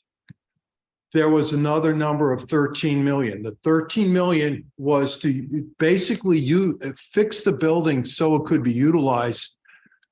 A lot of that was the structure itself with regard to the foundation. That foundation is very unique. Building's been around since 1894. Buildings are not built like that anymore. It's a 16-inch thick, solid exterior walls on those things. To hold those things up, to rebuild those foundations, that's where that $13 million came from. Okay, most of it has to do with just holding up the bottom. The 21 million, again, another thing that the select board at the time asked us to do. Okay, you stabilize the building, but what can we do with it? Okay, the 21 million is actually utilized putting an addition on for the elevator and a few other requirements at the time. Okay, so those are that's where those three numbers are. I think what you're going to find out, those numbers are pretty accurate based on those old numbers. Okay, certainly we know those numbers are going to go higher. Okay, I know for a fact based on, if we did a metal roof on that thing, that's over $250,000 right now. Okay, what's wrong with the roof right now? It's a lot of the slates broken. A lot of the fasteners that hold those slates on have deteriorated to the point that they're non-existent. So slates fall apart, fall down. The flashing on that building is gone. We started to fix some of it. And it's very difficult to fix flashing unless you redo the entire roof. Okay, because of the way that is designed. All right. We have been dealing with that building with our committee from since the inception, which is well over 10 years ago. A lot of us would love to see that building stay. And we're doing exactly what we did 10 years ago. That, in order to spend all this money, we have to ask the residents, what do they want done with it? And in order to do that, we need these hard numbers to go out to show people what it's going to cost. And we're gonna be doing, let's get off the Russell School now. We've had enough of that for tonight. Let's get on to the municipal building committee. What other things do you have going on? Also want to,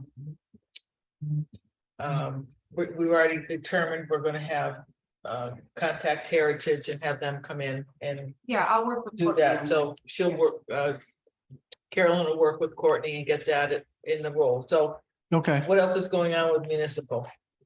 Sorry. What else is going on with the municipal building committee? Okay. Certainly, we took a lull with the way everything was. But right now, our focus is the maintenance of all of our town buildings. What we're starting to do again is what we started at the very beginning. We want to go out and start looking at the buildings. We have an inspection list that we're going to utilize that we did in the past. Figure out what's needed. We also want to put together for you guys what each building needs for maintenance, and also what the dollar figures are for specifics, i.e. cleaning, i.e. Fixing lighting, and put together something. I think that's what we're going to focus on in the next year. What projects we have right now is, that is Goodwin. We're very close to getting phase one out, which is getting the electrical done and working on the building itself. Certainly because of the dollar figures have gone through the roof, we're pulling back on what we believe, what's based on CPA money that we have, what we can actually achieve with phase one. So what we've done is we have our designs and our drawings and everything. But a lot of things that we're going to have as add alternates, meaning that there's a base part of the project that we need to have done. And if we have enough money, we can add all the others on until we run out of money. So the hope is that we can come back with some realistic and good figures that we can finally start on Goodwin on phase one. Phase two is going to be more extensive. We have $25,000 to start the design work on that. The hope is we can get that in the works very shortly and start phase two. Phase two is the addition, which includes the elevator, new bathrooms. Okay. What we'll probably end up doing is taking some of the things that we will not be able to do in phase one, put in phase two, which is some interior partition walls, refinishing the floors, getting the ceiling up on the second floor in a better, there's some cracking in there that we got to get fixed. So a lot of that kind of stuff is going to, hopefully we will be able to do on phase two. And we'll be going back after we get some new numbers on phase two to go in front of CBA and ask for that. But we're probably looking at maybe 1.7 million. And that's just a guess out of my part right now. Please don't hold that right. But I believe based on what we saw before with numbers that were now 5 years old, what they might be right now. It could be even higher, but I hope is I believe that the way things are looking for the next year or so, prices are going to be going down because the amount of construction is going to be minimized. So I have concerns about the municipal building committee taking it upon themselves to talk about or thinking about maintenance and whatnot. I think I'm thinking that's under the purview of the departments and actually the town, not you, but us taking care of our buildings. I think we have, I don't know if it's gone to capital or what we're doing. Carolyn, what? I mean, we were talking about adding help. It's part of the building, it's part of that building maintenance is what we're adding to the budgets to make sure that the buildings are being taken care of. So I'm just wondering what the municipal building committee is feeling like they need to get into that part. Well, I mean, it's certainly up to your group. That was the first charge at town meeting floor. People wanted a committee formulated to look at the maintenance of the buildings, to try to put together something. But if that charge is something that you want to change, so certainly that's your prerogative. I mean, I don't think. But I think that, you know, we have good people that are in this field that can give you some big, good help. Need to pick these buildings up. That's an absolute, and I think we've had that discussion that, you know, we can't wait until it's too late. Right. Because then you're in. Yeah, when we formed, I mean, you're right, when we formed the committee, the concern was, I think, you know, we had Gary, I mean, Gary was the only employee dealing with the buildings. And I mean, he was up to his eyeballs with workload, right? I mean, it was way beyond the scope of what he had the man hours to do.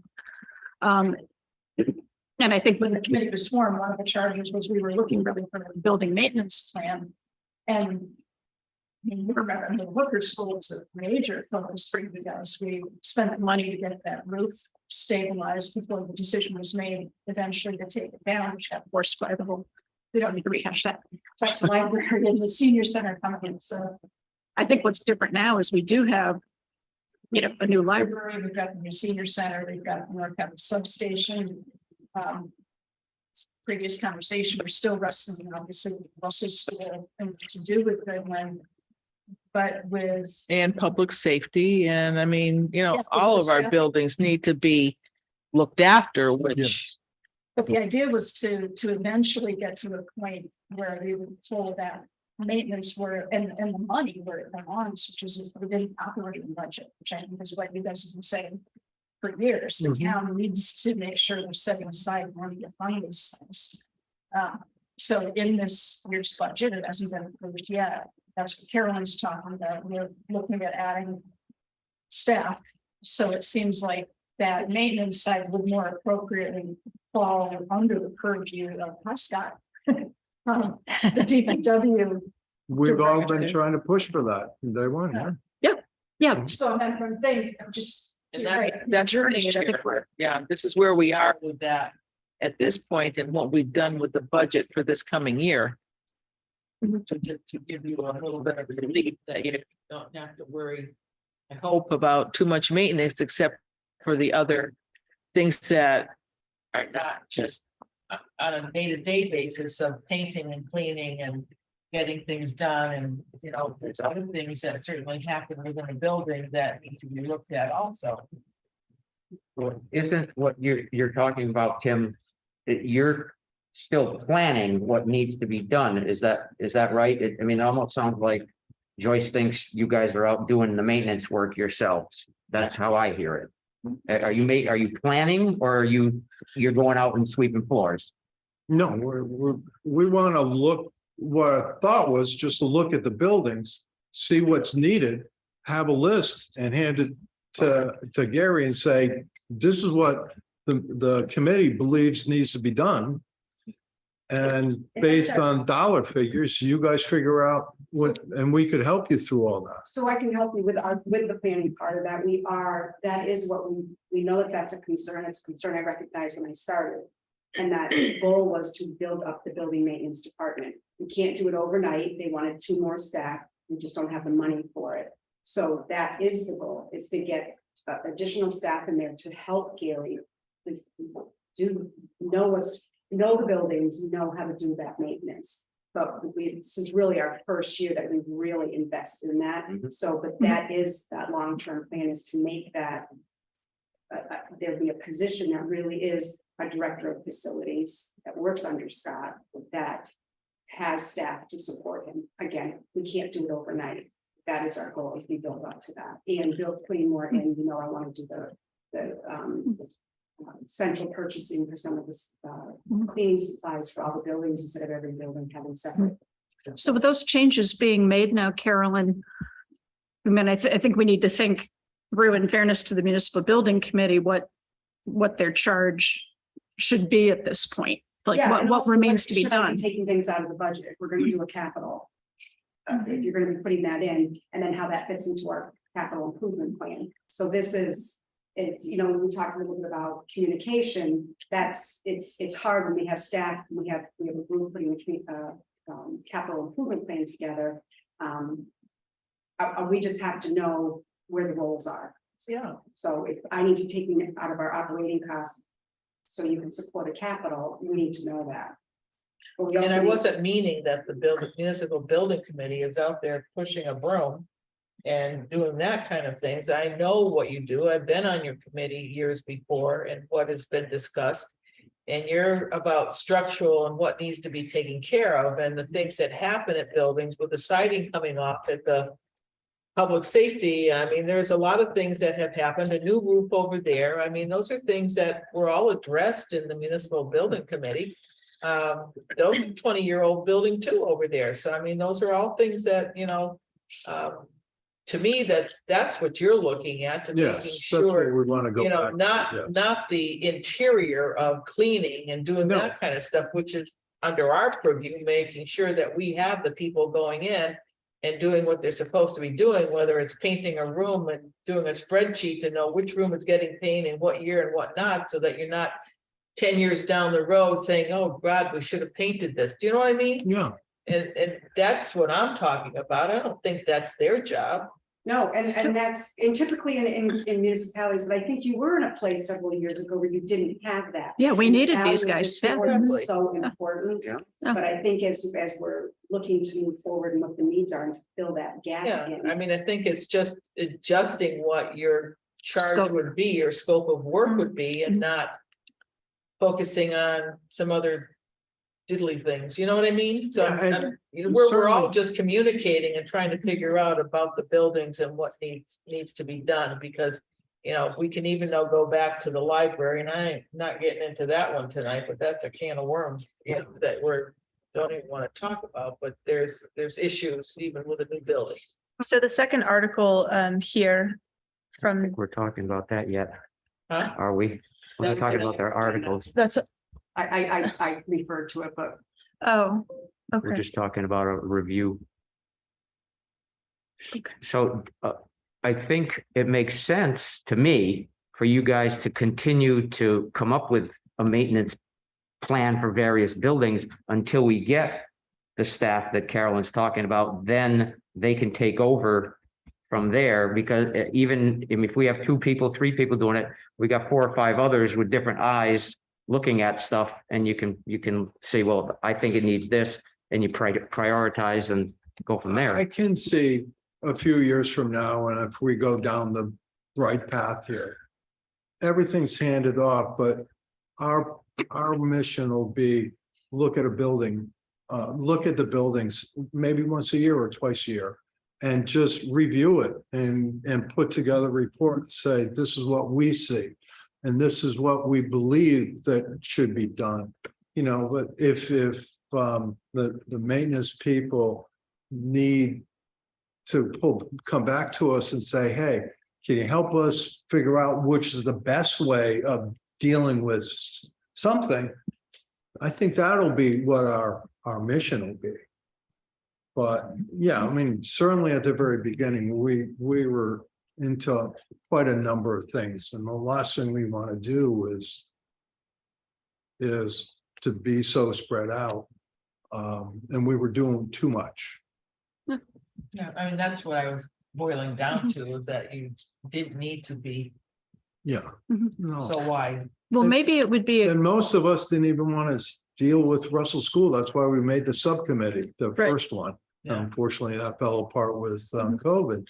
But yeah, that's certainly what we all, Yeah, that But- sounds good. so maybe what would be a good idea, and I don't know, defer to Carolyn, the boss on this one, how best to go about it, but it seems like we need to, because you're created by the select board, reporting as an advisory committee to the select board. So it makes sense that we should be really clear what we think your scope of work is, or your purview is.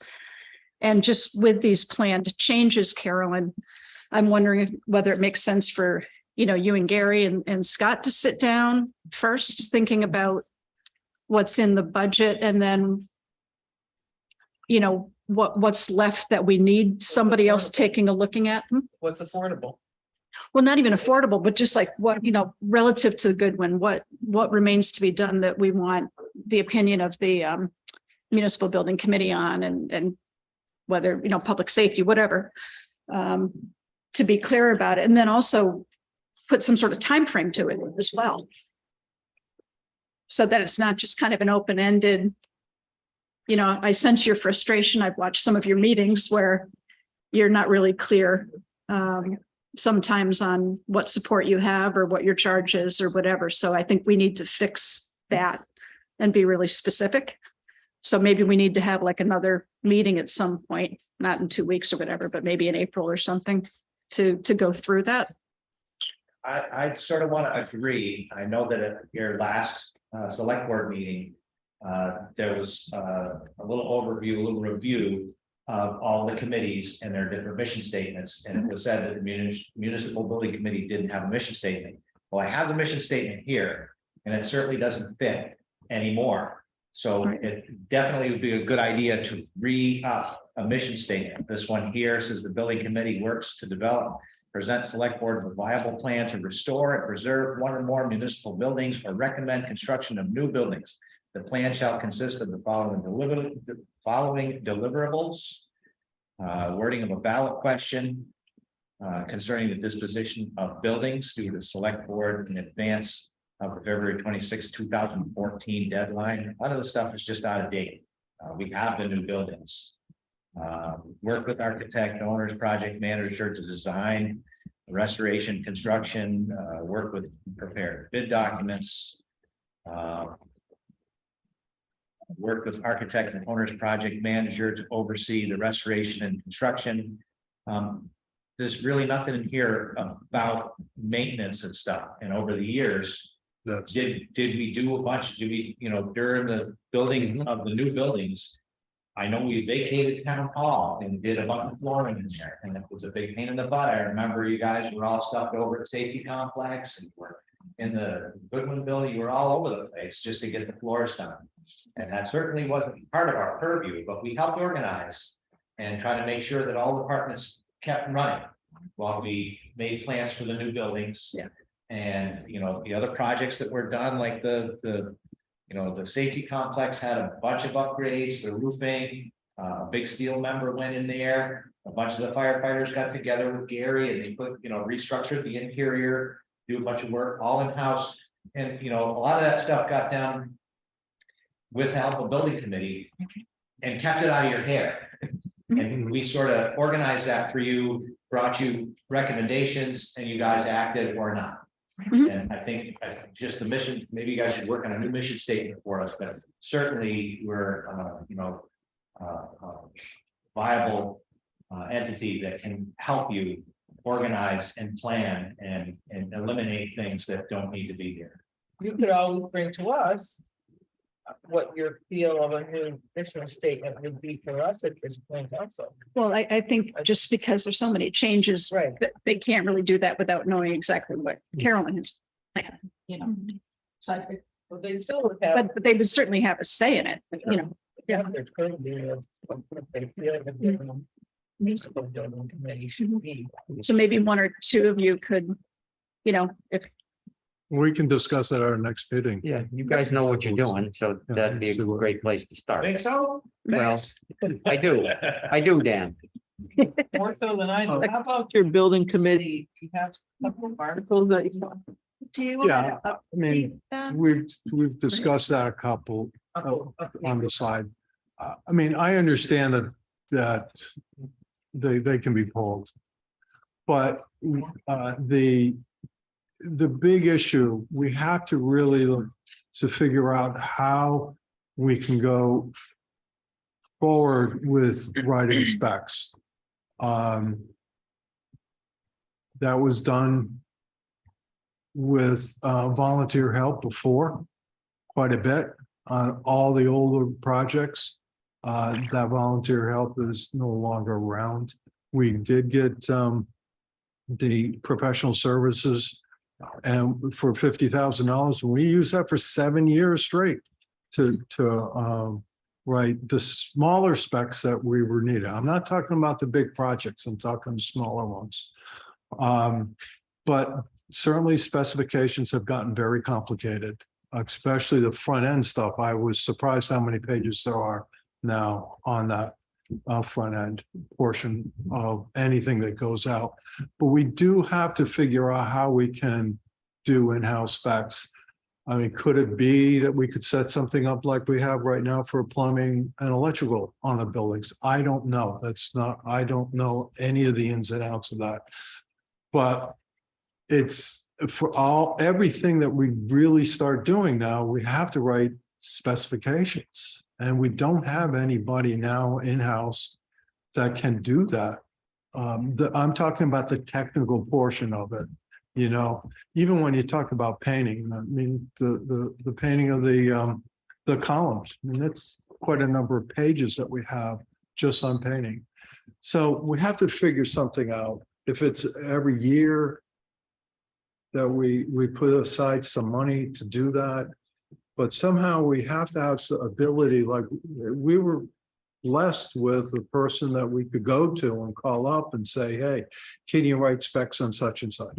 And you'd come out and we'd look at it, and it was the boiler down at the DBW garage and things like that. The new service panels, the stuff at the public safety, which was quite a number of different projects that we did there. But we don't, it's difficult now to do that singularly on every single project unless you had somebody that you can go to that can help you quickly to write these specs up. So somehow we got to figure that out. Okay. So there are ways to go about that, municipal management. And we've had lots of discussion about that in particular. The problem is procurement is an issue as far as we have to follow procurement. So- And you can't have, we don't want to call it, on-call doctor, but you are able to, if you can specify a project, it's already based on the cost of the project, the scope of the project, what type of architect, what type of engineer. We're able to reach out to engineers without having to go out to bid. It really depends on what the project is, but it would have to be extremely specific scope of work. Even if it was amongst a various building, but there has to be some similarity. It's really complicated. It's not just that easy to be able to get through the Office of Inspector General's guidelines. You have to follow them. And the whole goal of it, the whole reason Massachusetts is the one who started it many years ago in the 50s, is because of the abuse in government and just picking an architect to do, or that someone that whether you know them or just stay with this one architect for multiple years. You really have to have narrow but broad, and I know that's contradictory, but you have to, it is the law, and you've got two people, she's licensed, I'll be licensed in another 3 months. I'm not talking about the on the front. I understand the complexity of that, but I'm just talking about writing. Says, I'm the one that wrote those specs on a ton of these projects. And that's what was and provided that, but we can't, the law just doesn't require that unless it's very clear and specific. I don't.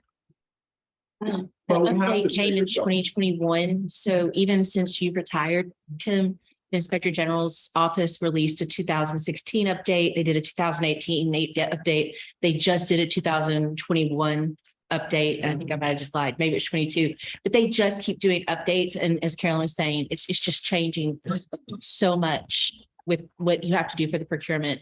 And I understand you're talking about bid specs and front end documents, but the bid specs are part of where we need to make sure we're looking and going out the right way. And that's what Carolyn's referring to. But it's a problem that needs to be addressed. That's all. Okay, thank you. All right.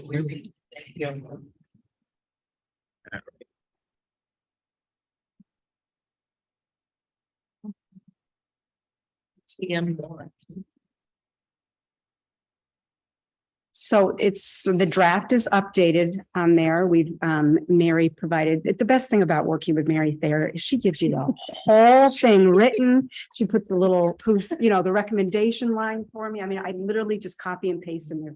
Thank you, Mary. So CPA articles are in there now, and we still have some placeholders for planning board, but we would like to close the warrant tonight. And yeah, just there's a couple placeholders in there still. Sorry. Second. All those in favor? Roll call vote?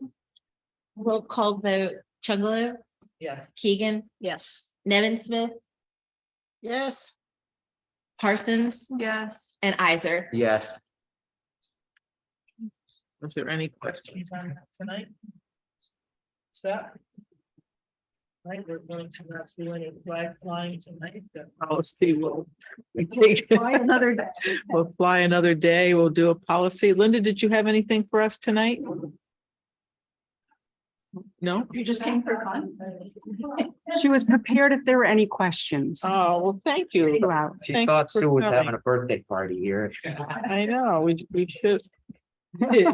Are there any announcements tonight? No, I have a couple.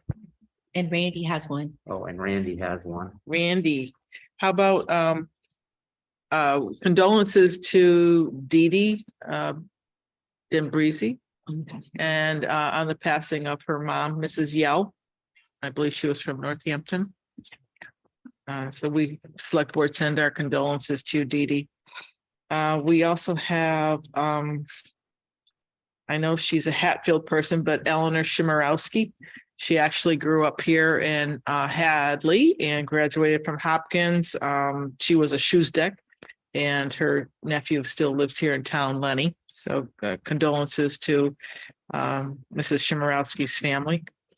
We also had a Leroy Wayne. He lived up on Cold Springs. I'm not familiar with Leroy, but I'd like to send out our condolences to his family also. We had Gladys Sikorsky from Hatfield, but she also has children here in Hadley. Eileen Rodak is her daughter, and then married her other daughter lives in Hatfield, but is married to Bob Kukoski. So condolences to Mrs. Sikorsky. She was 99 3/4. That's what her granddaughter told me. She almost made it to 100. So condolences to Mrs. Sikorsky. And then we had the passing of Brian Conway, husband of Dolores Maximowski Conway, and brother-in-law of Jimmy Maximowski. So our condolences to them also. That's all I have. Okay, I have an announcement. I am the liaison for the Climate Change Committee. And the Climate Change Committee is sponsoring Hadley Spring Cleanup Day 2023, 8:30 a.m. to 3 p.m. on Saturday, March 18th, 2023. The Hadley Climate Change Committee invites you to join our third annual community cleanup. We will meet at 8:30 on the west side of the Home Depot parking lot next to North Maple Street to pass out bags and gloves or start your cleanup in your neighborhood. The Hadley Transfer Station is open from 7 a.m. to 4 p.m.